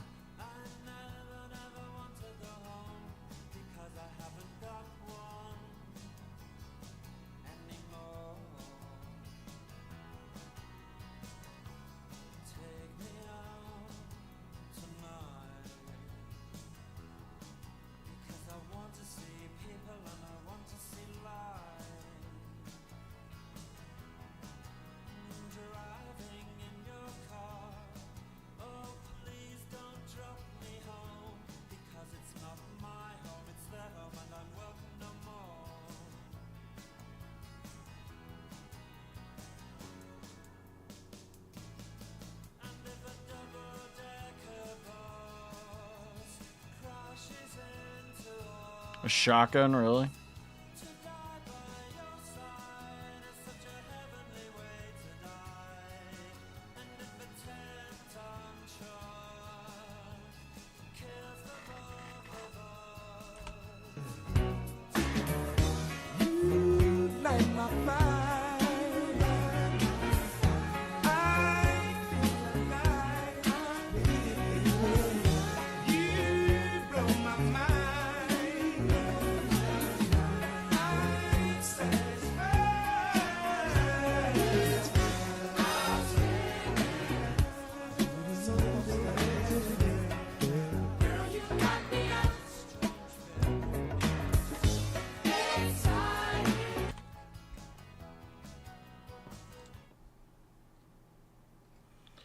I mean, it's over. If I'm gonna die like that,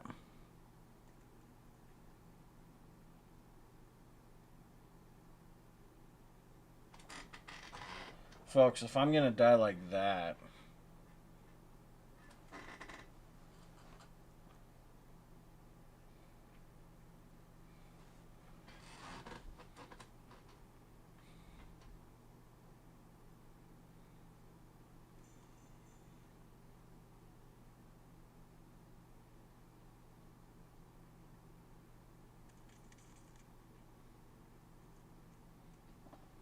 at a crossroads.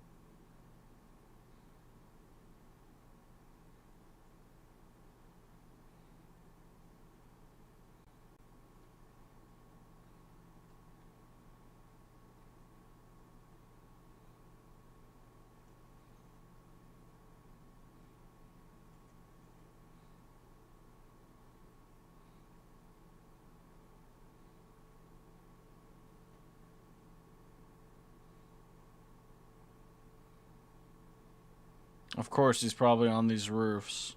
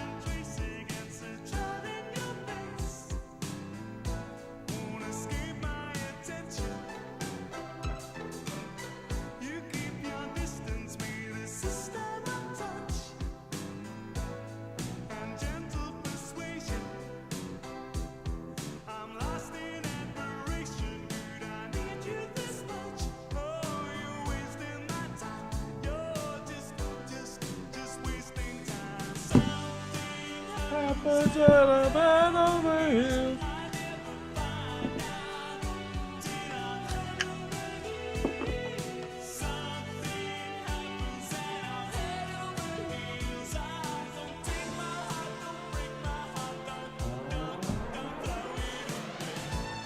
Chad, I probably do need to go fill this back.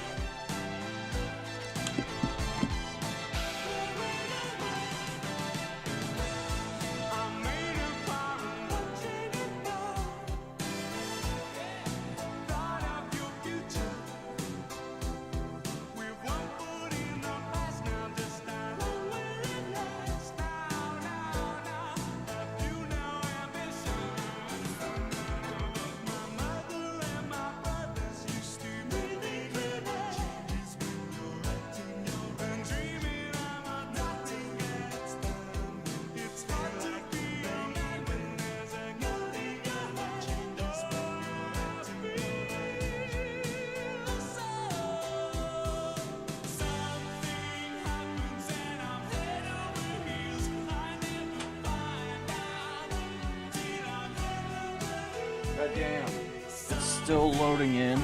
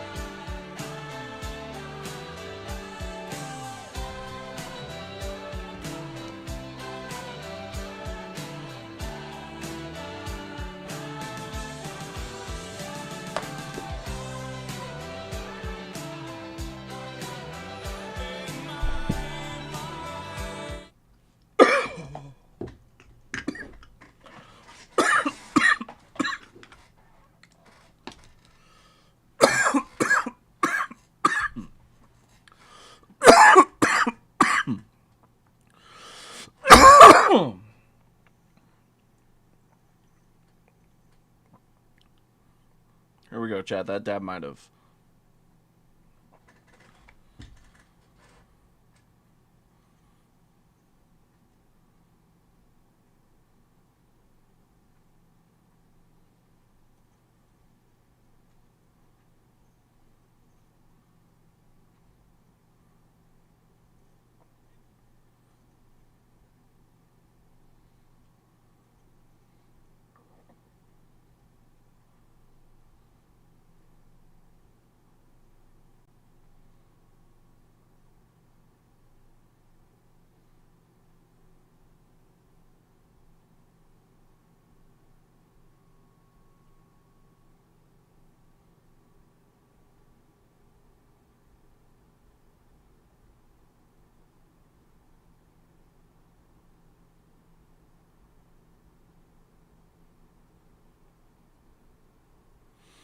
Chatty, when it really?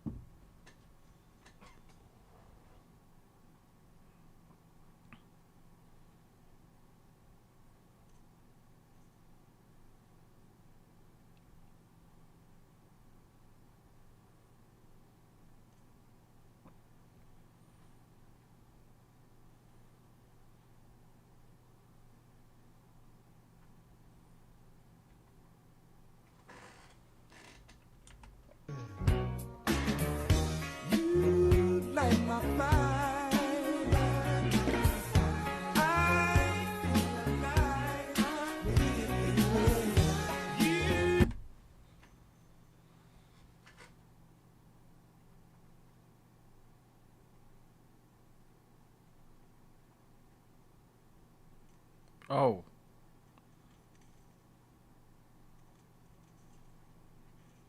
Interesting. I almost lost that.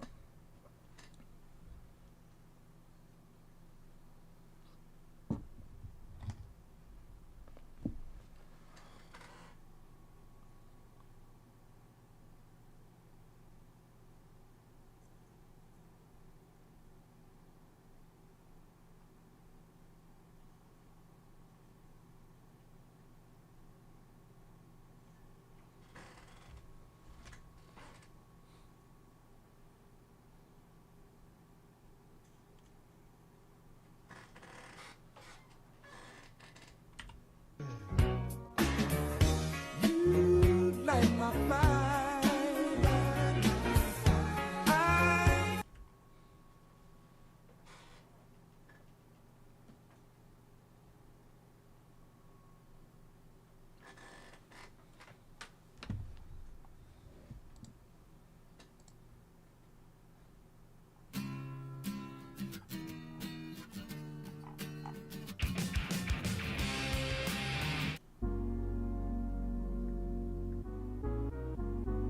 Oh boy.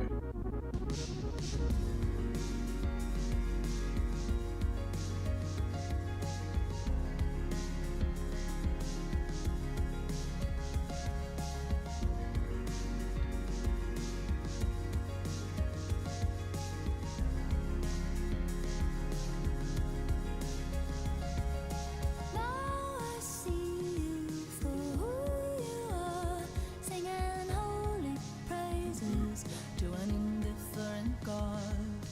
Now I want to just open my heart, but I am without someone in that regard. So I go where they say lovers go. It's a dark room in a bar. It's a drink by my side.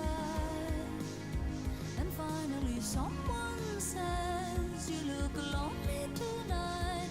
And the pig isn't wrong, but he just says it to be nice.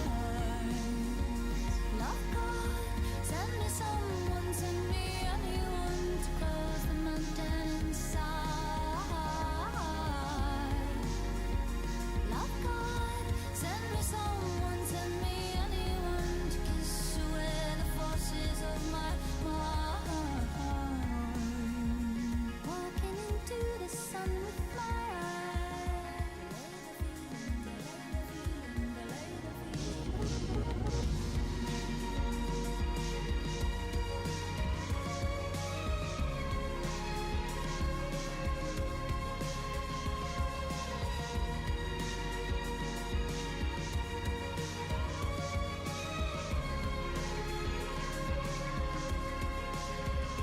So give the pig a chance and press them into his eyes. His lips don't say it, but I know they are yearning to be mine.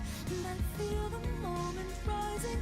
We are surely leaning in, and it feels just like a dream because I wake up kissing the vision.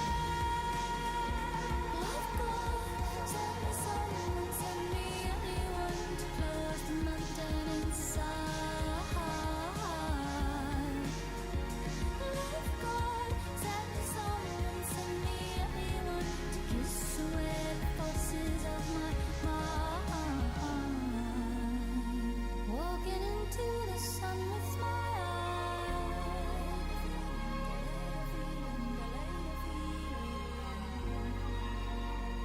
Walking into the sun with my eyes. God, my ear shut. There's hair.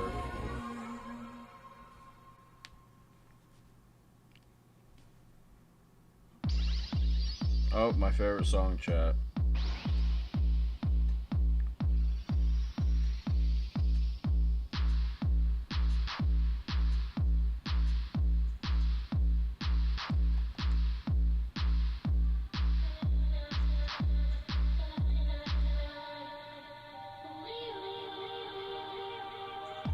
No, why did it do that? That's annoying.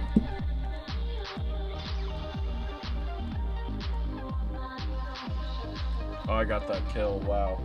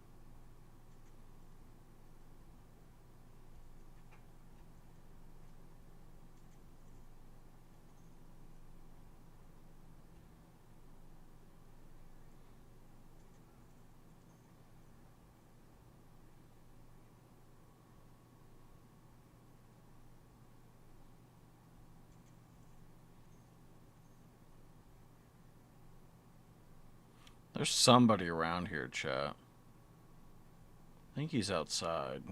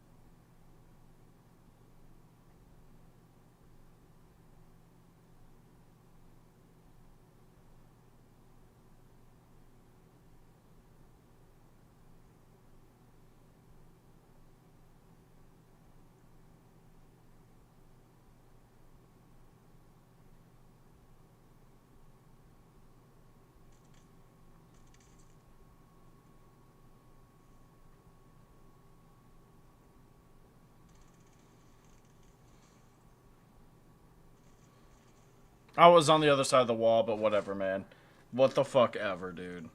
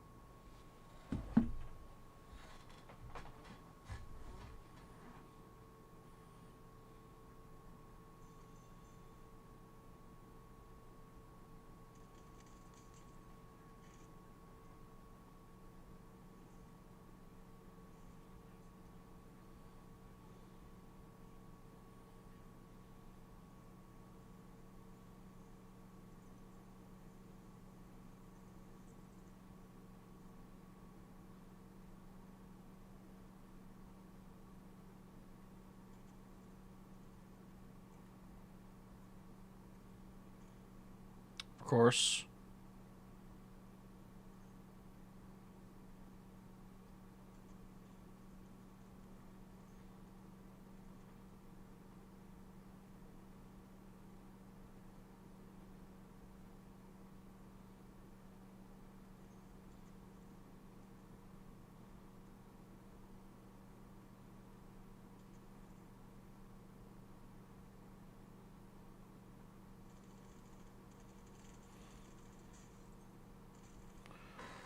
All right, folks, I'm going to call it there. Just unfortunately. You light my fire. I feel alive. You blow my mind. I'm satisfied.